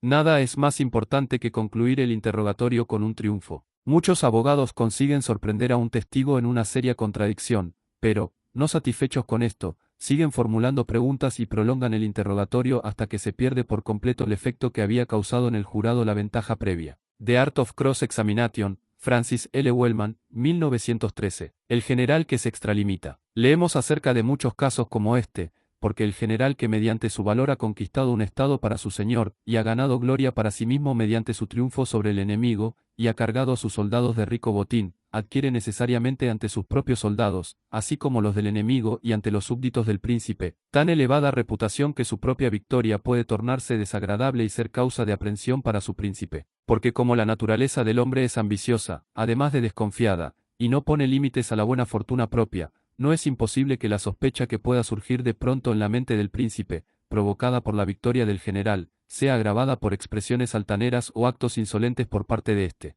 De modo que el príncipe pensará naturalmente en asegurarse contra la ambición de su general. Y para hacer esto, los medios que le vienen a la mente son, hacer ejecutar al general o bien privarlo de la reputación que ha adquirido con el ejército y el pueblo del príncipe, valiéndose de cualquier medio para demostrar que la victoria del general no se debió a su habilidad y su coraje, sino al azar y a la cobardía del enemigo, o a la sagacidad de los otros capitanes que lo acompañaron en esa acción. Nicolás Maquiavelo, 1469 a 1527. Un hombre que era famoso por su habilidad para trepar árboles estaba enseñando a alguien a trepar a un árbol muy alto. Le ordenó que cortara las ramas más altas durante ese tiempo. Cuando el hombre parecía encontrarse en grave peligro, el experto no dijo nada. Solo cuando el hombre iba bajando y había llegado a la altura de los tejados, el experto le gritó: «Ten cuidado. Mira dónde pisas al bajar». Le pregunté: «¿Por qué le dices eso? A esta altura, podría saltar del árbol al suelo si así lo quisiera». «Este es precisamente el asunto», contestó el experto. Mientras el hombre se encontraba en vertiginosas alturas y las ramas amenazaban con quebrarse, él mismo estaba tan asustado que no hacía falta que yo le dijera nada. Los errores siempre se cometen cuando la gente llega a los puntos más fáciles de transitar. Aquel hombre pertenecía a las clases más bajas, pero sus palabras coincidían a la perfección con los preceptos de los sabios. También en el fútbol dicen que, cuando se ha sacado la pelota de una posición difícil y se cree que la próxima jugada será más fácil, sin duda se errará el tiro. Esseis Inaid Alnis, Kenko, Japón, siglo XIV. Ley N grados 48. Sea cambiante en su forma. Criterio. Al adoptar una forma definida y tener un plan claro para todo el mundo, usted se convertirá en el blanco de ataques diversos. En lugar de brindar a sus enemigos algo concreto que atacar, manténgase flexible, adaptable y en movimiento. Acepte el hecho de que nada es absoluto y de que no existen las leyes fijas. La mejor forma de protegerse es mantenerse tan fluido y cambiante como el agua. Nunca apueste a la estabilidad ni a un orden perdurable. Todo cambia. Transgresión de la ley. En el siglo VIII AC, las ciudades-estado de Grecia habían crecido y prosperado tanto que ya no les quedaban tierras donde albergar a sus crecientes poblaciones. De modo que salieron al mar y establecieron colonias en Asia Menor, Sicilia, la península itálica e incluso en África. Sin embargo, la ciudad-estado de Esparta ocupaba una zona interior, rodeada de montañas. Al carecer de acceso al Mediterráneo, los espartanos nunca habían sido marinos, lo que hicieron, en cambio, fue volverse contra las ciudades que los rodeaban, y, con una serie de conflictos brutales y violentos que se prolongaron durante más de 100 años, lograron conquistar un área inmensa que ofrecería espacio suficiente para sus ciudadanos. No obstante, esta solución para el problema original les acarreó otro, más importante, como mantener y vigilar los territorios conquistados. Los habitantes de los pueblos sometidos los superaban en una proporción de 10-1. Sin duda, en algún momento aquella horda buscaría terrible venganza contra ellos. La solución de Esparta consistió en crear una sociedad dedicada al arte de la guerra. Los espartanos serían más duros, más fuertes y más feroces que sus vecinos. Era la única forma de asegurar su estabilidad y su supervivencia. Cuando los niños espartanos cumplían los 7 años de edad, los separaban de la madre y los integraban al ejército, donde los entrenaban para la guerra, sometidos a la más estricta disciplina. Dormían sobre lechos de juncos y recibían una sola vestimenta exterior para todo el año. No estudiaban nada relacionado con las artes. De hecho, los espartanos habían prohibido la música y permitían a los esclavos practicar solo las manualidades necesarias para subsistir. La única habilidad que los espartanos enseñaban a sus hijos era la de la guerra. Los niños de aspecto débil eran abandonados en cavernas de las montañas, para que murieran. Esparta no permitía ningún sistema monetario ni comercio, creían que la adquisición de riqueza sembraba egoísmo y disenso y debilitaba la disciplina guerrera. La única forma de ganarse la vida permitida a un espartano era la agricultura, en general en tierras fiscales, que los esclavos, llamados halouts, trabajaban para ellos. La concentración de los espartanos en un objetivo único, les permitió forjar el más poderoso ejército de infantería del mundo. Marchaban en perfecto orden y luchaban con incomparable coraje y valor. Sus falanges, estrechamente unidas, podían derrotar a un ejército 10 veces mayor, como lo demostraron al vencer a los persas en las Termópilas. Una columna espartana en marcha llenaba de terror al enemigo. Parecían no tener debilidad alguna. Sin embargo, aunque demostraban ser poderosos guerreros, los espartanos no tenían interés en crear un imperio. Solo querían conservar lo que habían conquistado y defenderlo de los invasores. Pasarían décadas sin que se implementara un solo cambio en el sistema con que Esparta había conseguido preservar su status quo. Mientras ellos desarrollaban su cultura guerrera, otra ciudad-estado alcanzaba igual prominencia, Atenas. A diferencia de Esparta, Atenas se había hecho a la mar, no tanto para crear colonias como para ejercer el comercio. Los atenienses se convirtieron en grandes comerciantes. Al contrario de los rígidos espartanos, los atenienses respondían a cada problema con consumada creatividad, se adaptaban a las circunstancias y creaban nuevas formas sociales y artísticas a un ritmo increíble. Su sociedad evolucionaba en un fluir constante, y a medida que su poder crecía, empezaron a constituir una amenaza para los defensivos espartanos. En el año 431 AC, estalló la guerra entre Atenas y Esparta, latente desde hacía tiempo. Duró 27 años, pero al cabo de varias idas y venidas la maquinaria bélica de los espartanos emergió victoriosa. Ahora, los espartanos se hallaban al frente de un imperio, y esta vez no podían quedarse encerrados en su caparazón. Si renunciaban a sus conquistas, los derrotados atenienses se reagruparían y volverían a levantarse contra ellos, y aquella larga guerra habría sido por entero en vano. Después de la guerra, el dinero ateniense ingresó en Esparta. Los espartanos habían sido capacitados en las artes guerreras, pero no en política ni en economía. Como no estaban acostumbrados, la riqueza y el estilo de vida que ésta conllevaba los sedujeron y apabullaron. Enviaron gobernadores espartanos para regir sobre las tierras otrora atenienses, pero, lejos del hogar, sucumbían a las peores formas de corrupción. Esparta había derrotado a Atenas, pero la fluida forma de vida ateniense poco a poco fue quebrantando su disciplina y aflojando su rígido orden. Atenas, entretanto, se adaptó al hecho de haber perdido su imperio y logró prosperar como centro cultural y económico. Confundida por este cambio en el equilibrio del poder, Esparta se debilitó más y más. Unos 30 años después de derrotar a Atenas, perdió una importante batalla con la ciudad-estado de Tebas. Casi de la noche a la mañana, la otrora poderosa nación se derrumbó para no recuperarse jamás. Interpretación. En la evolución de las especies, la armadura protectora casi siempre produjo desastres. Aunque hay unas pocas excepciones, la mayoría de las veces el caparazón se convierte en una traba para el animal encerrado en él, lo vuelve más lento, con lo cual le resulta difícil salir en busca de alimento, y además lo torna un blanco fácil para depredadores más ágiles y rápidos que él.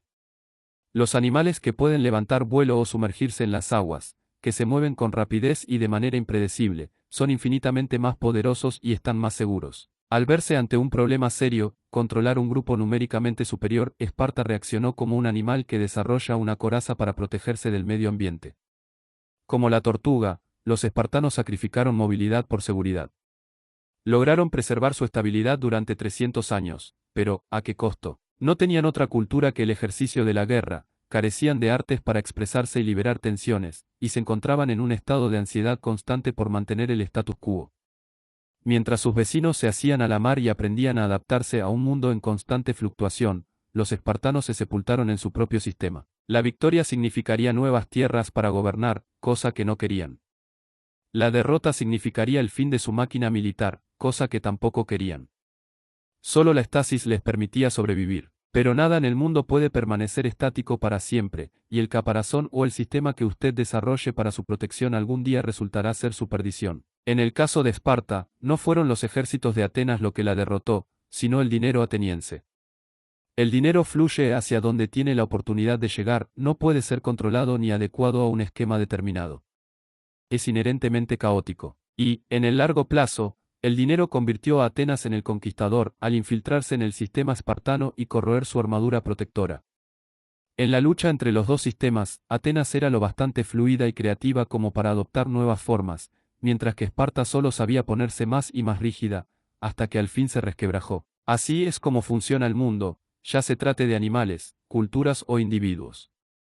Ante la dureza y los peligros del exterior, los organismos de cualquier tipo desarrollan sistemas de protección, una armadura, un sistema rígido, un ritual reconfortante y protector. En el corto plazo, esos sistemas de protección podrán funcionar, pero a la larga acaban en desastre. Quienes se encuentran agobiados por un sistema y por modalidades inflexibles no pueden moverse con agilidad, no pueden percibir el cambio ni adaptarse a él.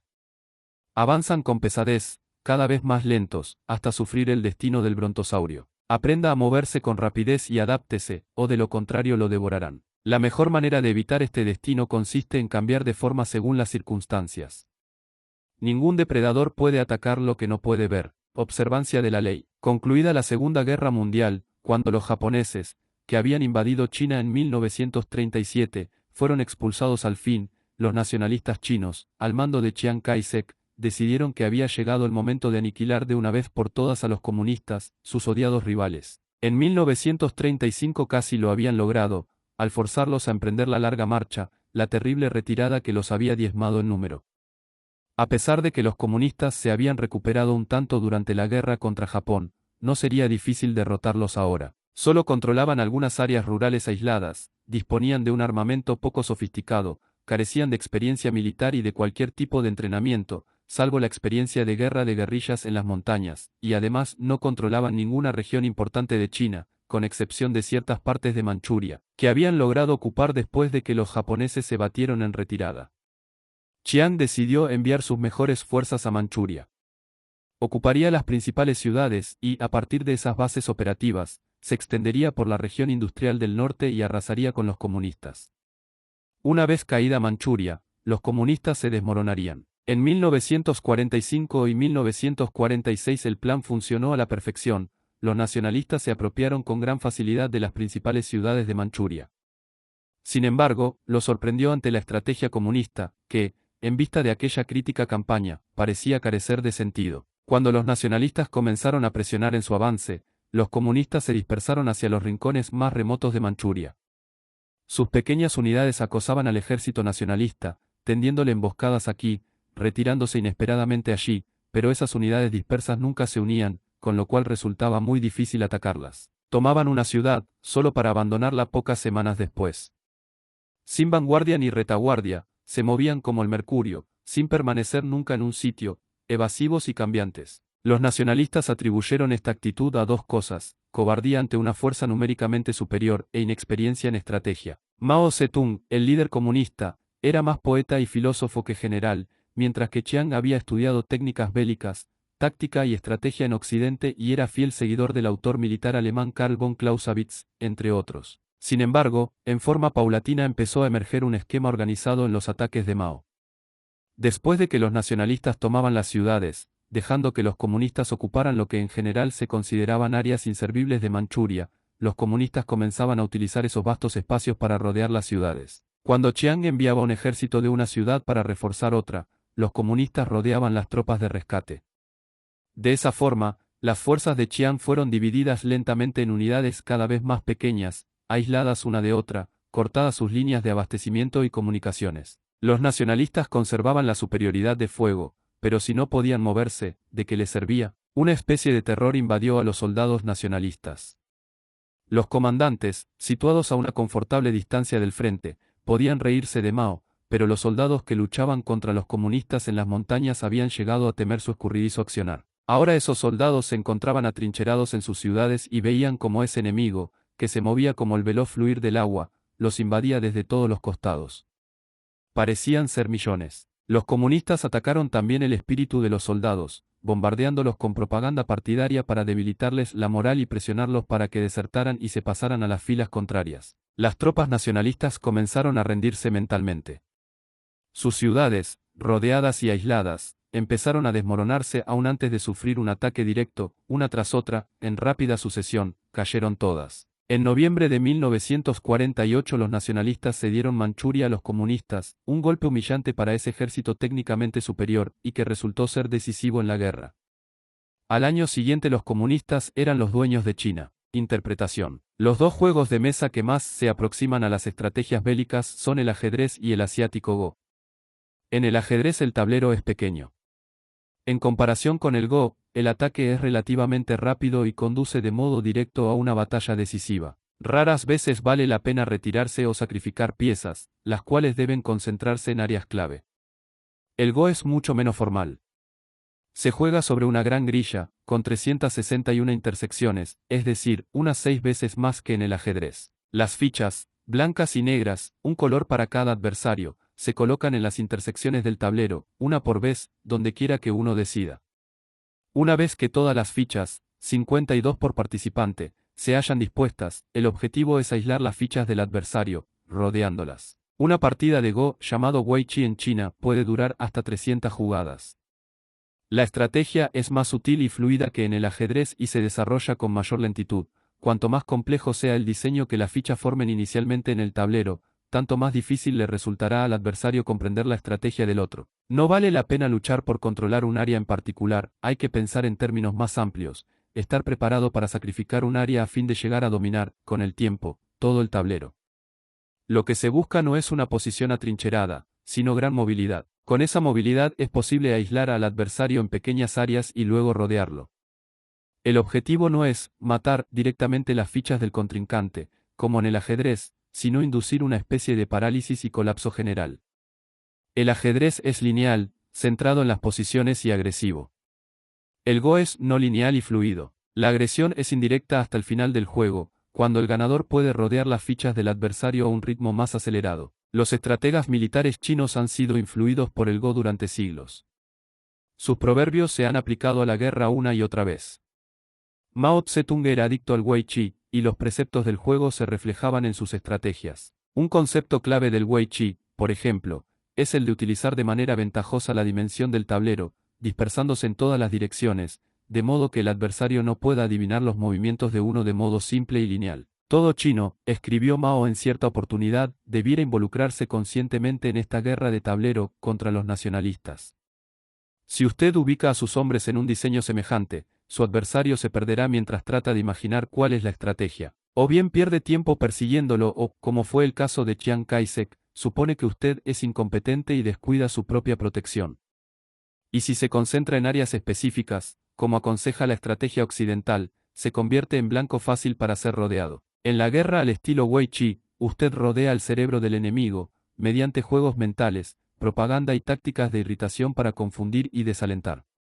Esa fue la estrategia de los comunistas, bajo una aparente ausencia que desorientó y aterró al enemigo. Donde el ajedrez es lineal y directo, el antiguo juego del Go se aproxima más a una estrategia que se revelará en un mundo en el cual las batallas se libran de modo indirecto, en vastas áreas apenas interconectadas. Sus estrategias son abstractas y multidimensionales y se ubican en un plano que está más allá del tiempo y del espacio, la mente del estratega.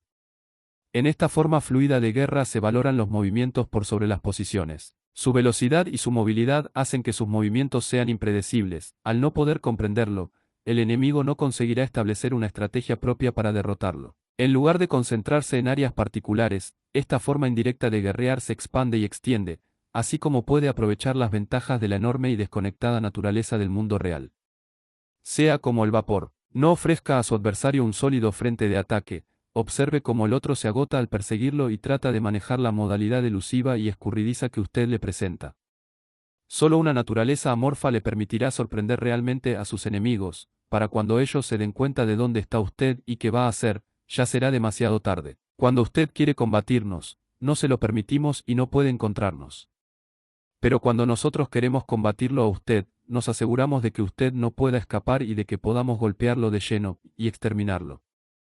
El enemigo avanza, nosotros retrocedemos, el enemigo acampa, nosotros lo hostigamos, el enemigo se cansa, nosotros atacamos, el enemigo se bate en retirada, nosotros lo perseguimos. Mao Zedong, 1893 a 1976. Claves para alcanzar el poder. El animal humano se distingue por su constante creación de formas. Al expresar muy raras veces sus emociones de manera directa, le da forma a través del lenguaje o rituales socialmente aceptables.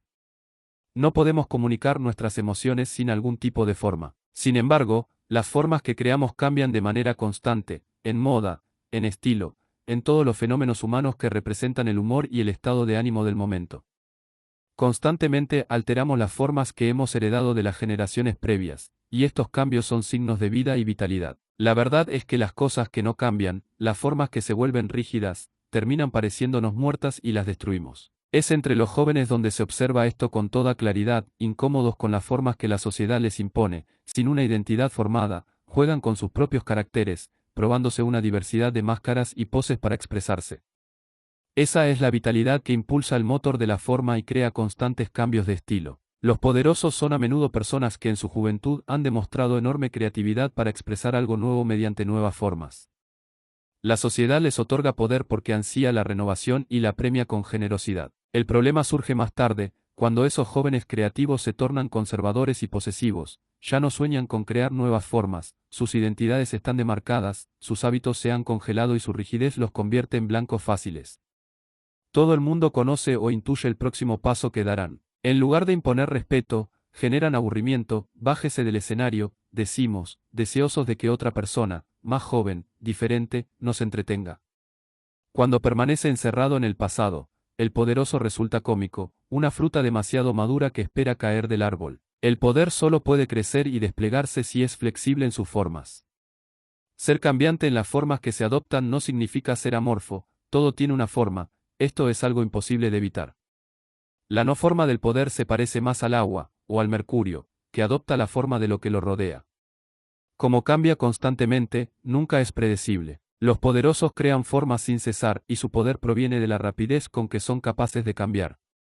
Esa carencia de forma definida está destinada al enemigo, que no puede ver lo que ellos traman y por lo tanto no disponen de un objeto sólido que atacar. Esta es la principal pose del poder, inasible, evasivo y veloz como el dios Mercurio, que podía tomar la forma que más le complacía y usaba esa habilidad para crear gran confusión en el monte Olimpo. Las creaciones humanas evolucionan así a la abstracción, hacia una identidad más mental y menos material.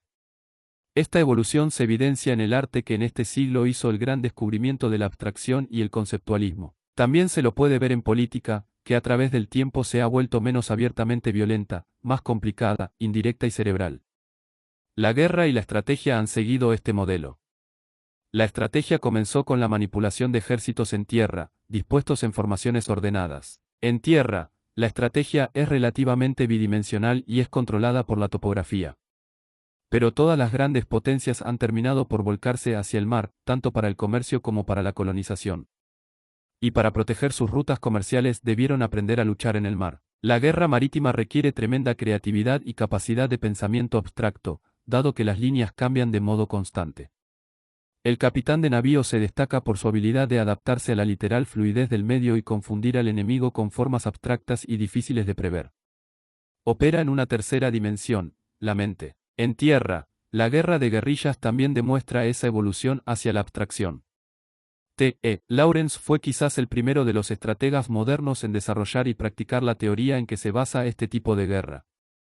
Sus ideas influyeron a Mao, que vio que sus escritos eran un extraño equivalente occidental del Wei Chi. Lawrence trabajaba con árabes que luchaban por defender su territorio contra los turcos. Su idea consistió en hacer que los árabes se mimetizaran con el vasto desierto, de modo de no ofrecer nunca un blanco ni reunirse nunca en un lugar. A medida que los turcos se esforzaban al tratar de combatir a ese ejército espectral, se desgastaban y agotaban, desperdiciaban energía al moverse de un lugar a otro sin obtener resultados. Eran los turcos quienes tenían la mayor capacidad de fuego, pero los árabes tomaban la iniciativa jugando al gato y al ratón, sin darles nada a que aferrarse y destruyéndoles la moral. La mayoría de las guerras fueron guerras de contacto. La nuestra debiera ser una guerra de distanciamiento, escribió Lawrence. Debemos contener al enemigo con la amenaza secreta de un vasto desierto desconocido, sin mostrarnos hasta que nos ataquen. Esta es la forma más sofisticada de estrategia.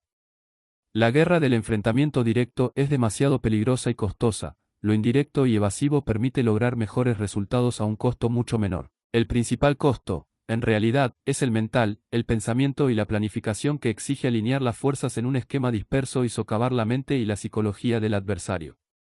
Nada enfurecerá y desorientará tanto al enemigo como la falta de una forma definida. En un mundo en que las guerras de distanciamiento están a la orden del día, la no forma es fundamental. El primer requisito psicológico de la no forma es el de aprender a no tomar nada de manera personal. Nunca se muestre a la defensiva.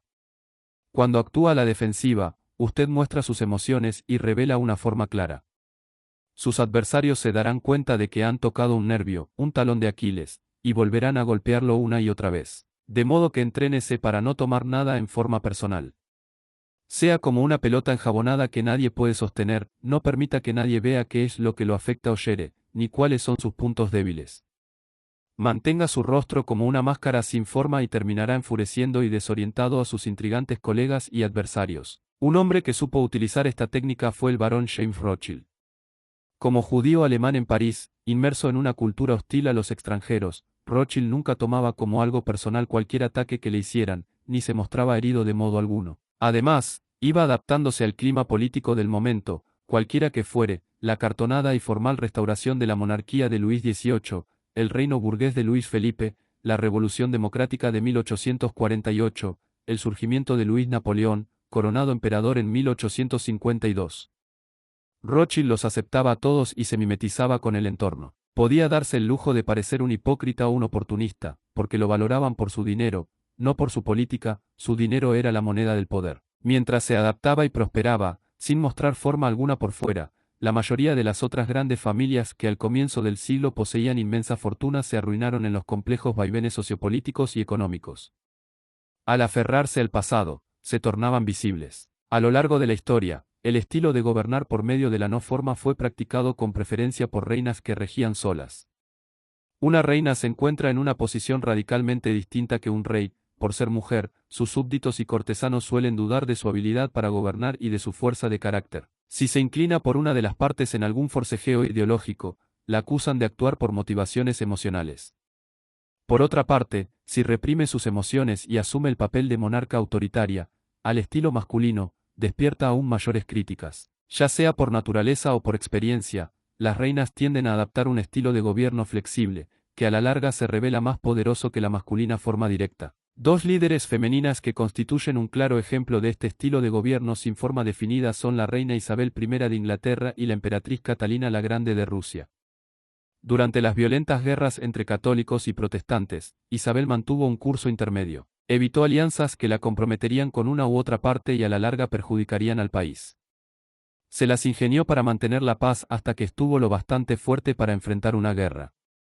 Su reinado fue uno de los más gloriosos de la historia, gracias a su increíble capacidad de adaptación y a su ideología flexible. También Catalina la Grande desarrolló un estilo de improvisación en su gobierno. Después de destituir a su esposo, el emperador Pedro II, y asumió el control de Rusia, nadie creyó que consiguiera sobrevivir. Pero no tenía ideas preconcebidas ni filosofías o teorías que dictaran sus políticas. A pesar de que era extranjera, alemana, comprendió la mentalidad rusa y los cambios que esta nación había sufrido a lo largo de los años. Hay que gobernar de forma tal que el pueblo crea que son ellos mismos quienes desean hacer lo que uno les ordena, dijo, y para lograr este objetivo siempre debió anticiparse a los deseos de su pueblo y adecuarse a su resistencia.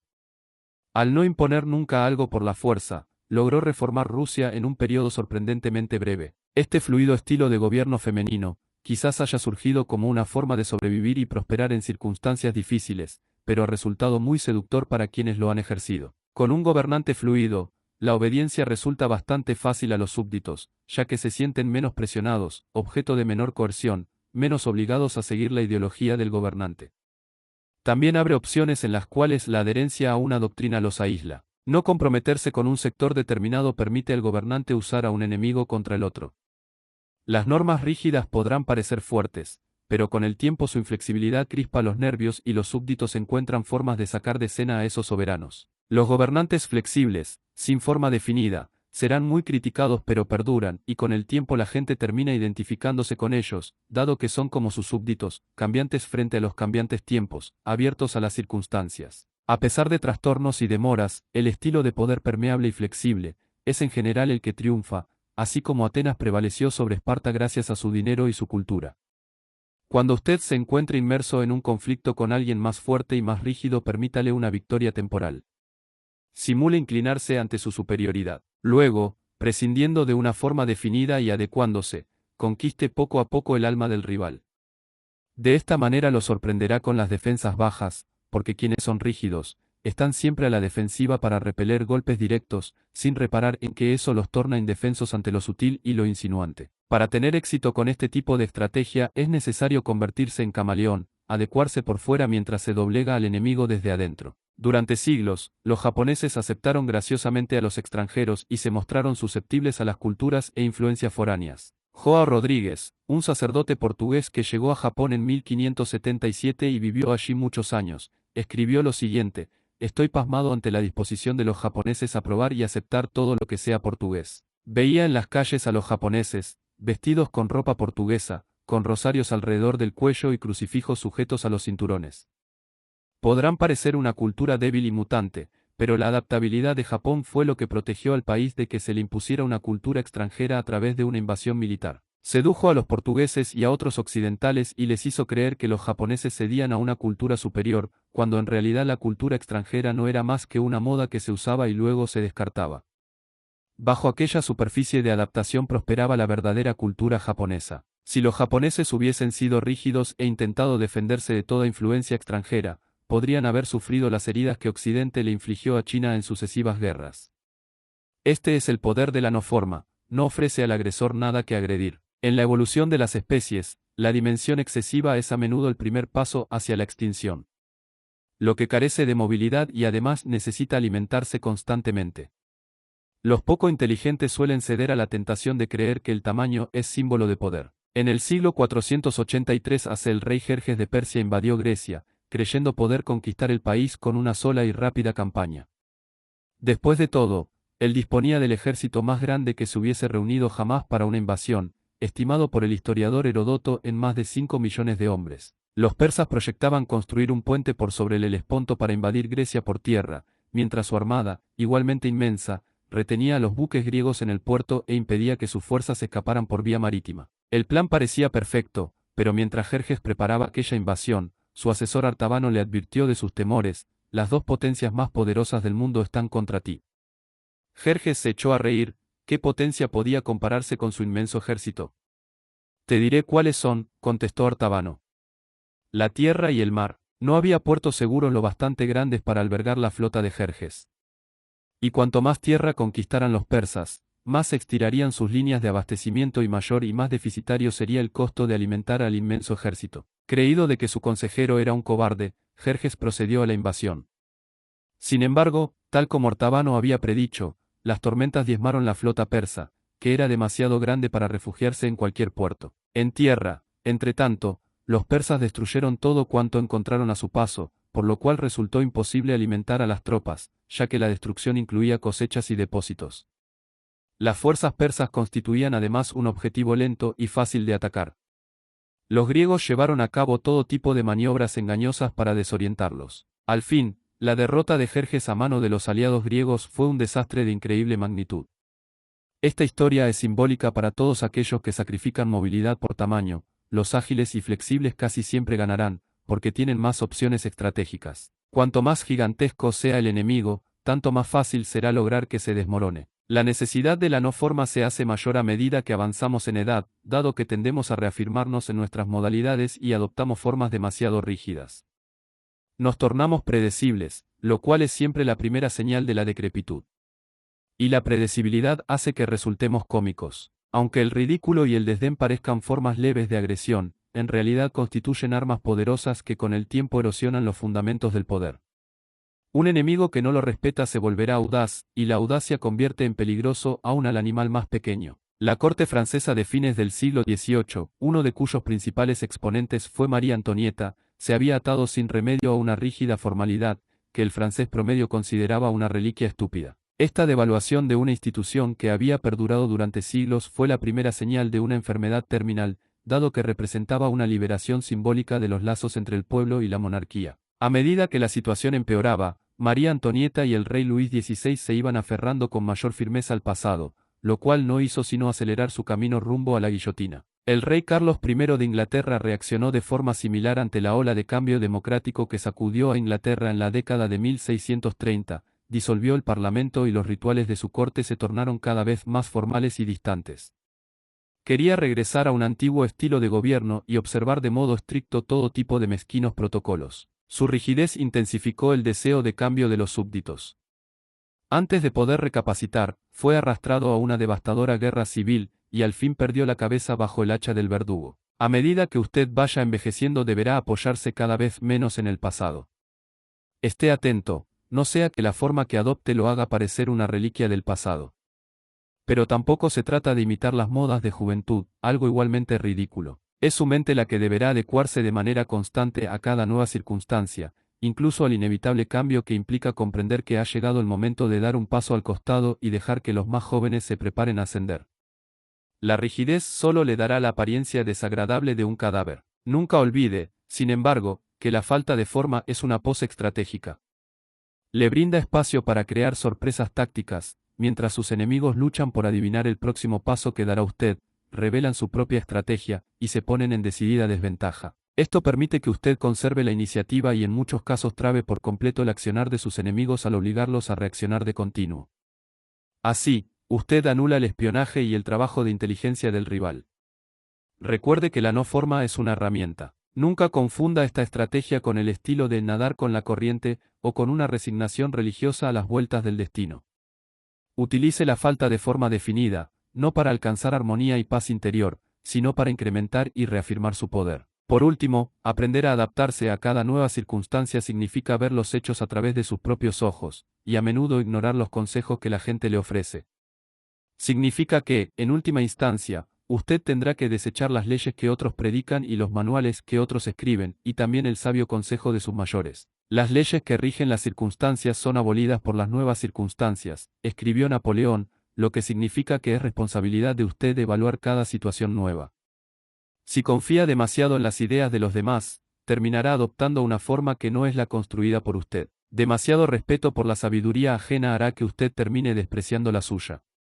Sea brutal con el pasado, sobre todo con el suyo propio, y no respete las filosofías que le sean endilgadas desde afuera. Imagen, Mercurio. El mensajero alado, dios del comercio, santo patrón de los ladrones, jugadores y todos los que embaucan con su rapidez. El día en que nació, Mercurio inventó la lira, pero por la noche robó el ganado de Apolo. Engañaba al mundo entero adoptando la forma que quería. Como el líquido metal que lleva su nombre, encarna lo elusivo, lo inasible, el poder de la no forma, autoridad. Por lo tanto, la máxima habilidad en la formación de un ejército consiste en llegar a la ausencia de forma definida. En la guerra, la victoria no es reiterativa sino que cambia de forma constantemente. Una forma militar no tiene una formación constante, el agua no tiene una forma constante, la habilidad para ganar una victoria cambiando y adaptando la forma según el adversario se denomina genio. Sun Tzu, siglo IV AC. Invalidación. Utilizar el espacio para dispersarse y crear diseños abstractos no debiera ser sinónimo de abandonar la concentración de poder cuando ello resulta ventajoso y de gran valor. La ausencia de una forma definida hace que los adversarios busquen en todas partes y dispersen sus propias fuerzas, tanto mentales como físicas. Sin embargo, cuando usted al fin los enfrente, deberá asestarles un golpe poderoso y certero. Así fue como Mao triunfó sobre los nacionalistas, fraccionó las fuerzas enemigas en pequeñas unidades aisladas, a las cuales luego pudo vencer con un solo y enérgico ataque. La ley de concentración fue lo que prevaleció. Cuando usted juegue con la ausencia de forma, no pierda el control del proceso y tenga siempre presente su estrategia a largo plazo. Cuando adopte una forma y se lance al ataque, use la concentración, la rapidez y el poder. Como dijo Mao, cuando luchamos contra usted, nos aseguramos de que no pueda escapar. Epígrafes. En las artes marciales es importante que la estrategia sea insondable, que las formas queden ocultas y que los movimientos sean inesperados, a fin de que resulte imposible prepararse contra ellos.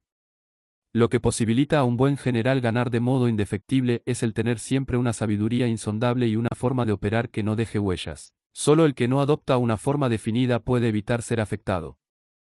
Los sabios se ocultan en su impenetrabilidad, a fin de que sus sentimientos no puedan ser observados, operan bajo la ausencia de una forma definida, a fin de que sus líneas no puedan ser cruzadas. The Book of the Huainan Masters, siglo II AC. El perro al que le han cortado las orejas. ¿Qué hice yo para mirarme? Mutilado por mi dueño, vaya un estado gracioso, en que por mi mal me encuentro. Me atreveré así a ponerme, frente a los otros perros. Oh, monarca de las bestias, o más bien su tiranuelo, ¿por qué cosas semejantes habéis con nosotros hecho? Así Muflar exclamaba, Muflar, un dogo pequeño, y las gentes, sin cuidarse de sus agudos lamentos, le cortaron las orejas, y no lo compadecieron. Muflar pensó que perdía, pero advirtió con el tiempo, que, al revés, ganaba mucho. Era de temperamento, de pillar a sus iguales, y muchos malos encuentros. Sin duda volverle habrían hueco a su casa maltrecho, con esa parte alterada, en 100 lugares diversos, que siempre oreja partida, tuvo perro pendenciero, la menos presa posible, dejar a dientes ajenos, es lo mejor. Cuando hay solo un lugar que corre riesgo, se le resguarda con arte, de un accidente por miedo. Maese Muflar es testigo, pues resguardado su cuello, con un collar y de orejas, solo una ilusión teniendo, sabido un lobo no habría, por dónde poder cogerlo. Fábulas, Jean de La Fontaine, 1621 a 1695. Un camino seductor y en última instancia siempre fatal, ha sido el desarrollo de una armadura protectora. Un organismo puede protegerse mediante la capacidad de ocultarse, la rapidez de su huida, la efectividad de su contraataque, la unión con otros individuos de su misma especie para el ataque y la defensa, y también encerrándose en placas y espinas óseas. El experimento de la armadura casi siempre ha fracasado. Las criaturas que la adoptaban tendían a volverse torpes y pesadas. Debían moverse con relativa lentitud, por lo tanto se veían obligadas a alimentarse básicamente de vegetales, y así, en general se encontraban en desventaja en comparación con sus enemigos, que se mantenían con alimentos animales más rápidamente aprovechables. El reiterado fracaso de la armadura protectora nos demuestra que, aun en un nivel inferior de evolución, la mente triunfa sobre la simple materia. De este tipo de triunfo el hombre ha sido el exponente supremo. Scientific Theory and Religion, E.W. Barnes, 1933. La liebre y el árbol. El sabio nunca busca observar las costumbres de los antiguos ni establece un estándar fijo por los tiempos de los tiempos, sino que examina las cosas de su tiempo y luego se prepara para lidiar con ellas. En Sang había un hombre que cultivaba un campo en el que se levantaba el tronco de un árbol. Cierta vez, una liebre que corría con suma rapidez chocó contra el tronco, se quebró la nuca y murió. Entonces el hombre dejó de lado su arado y se puso a observar el tronco, esperando obtener otra liebre. Sin embargo, nunca más volvió a cazar una liebre de esa manera y fue el hazmerreír de Sang. Suponiendo que alguien quisiera gobernar a los hombres del presente con las políticas de los antiguos reyes, haría exactamente lo mismo que el hombre que se quedó vigilando el árbol. Anfei Tzu, filósofo chino, siglo III a.C. El general Rommel superaba a Patton como intelecto creativo. Rommel despreciaba el formalismo militar. No hacía planes definidos, más allá de los elaborados para el primer choque, luego iba adecuando sus tácticas a las situaciones específicas, a medida que éstas surgían. Tomaba decisiones con la rapidez de la luz, y físicamente observaba un ritmo similar al de su actividad mental. En un hostil mar de arena, operaba en un entorno libre. Una vez que Rommel atravesó las líneas británicas en África, toda la parte norte del continente se abría delante de él. Relativamente libre de la manipuladora autoridad de Berlín, desobedeciendo órdenes, algunas veces del mismo Hitler, Rommel implementó una operación militar exitosa tras otra, hasta que tuvo la mayor parte septentrional de África bajo su control y el Cairo temblando a sus pies. The Art of Winning Wars, James Mrazek, 1968. La armadura interior. Para llevar a cabo la inhibición de los instintos que exige el mundo moderno, y para poder manejar de modo adecuado el estancamiento de energía resultante de esa inhibición, el ego tiene que sufrir un cambio. El ego, es decir, la parte de la persona que está expuesta al peligro, se torna rígido, como decimos, cuando es expuesta de continuo a los mismos o similares conflictos entre sus necesidades y un mundo exterior inductor de temores. En este proceso va adquiriendo un modo de reacción crónico, que funciona de forma automática, que denominamos carácter. Es como si la personalidad afectiva se hubiese recubierto de una armadura,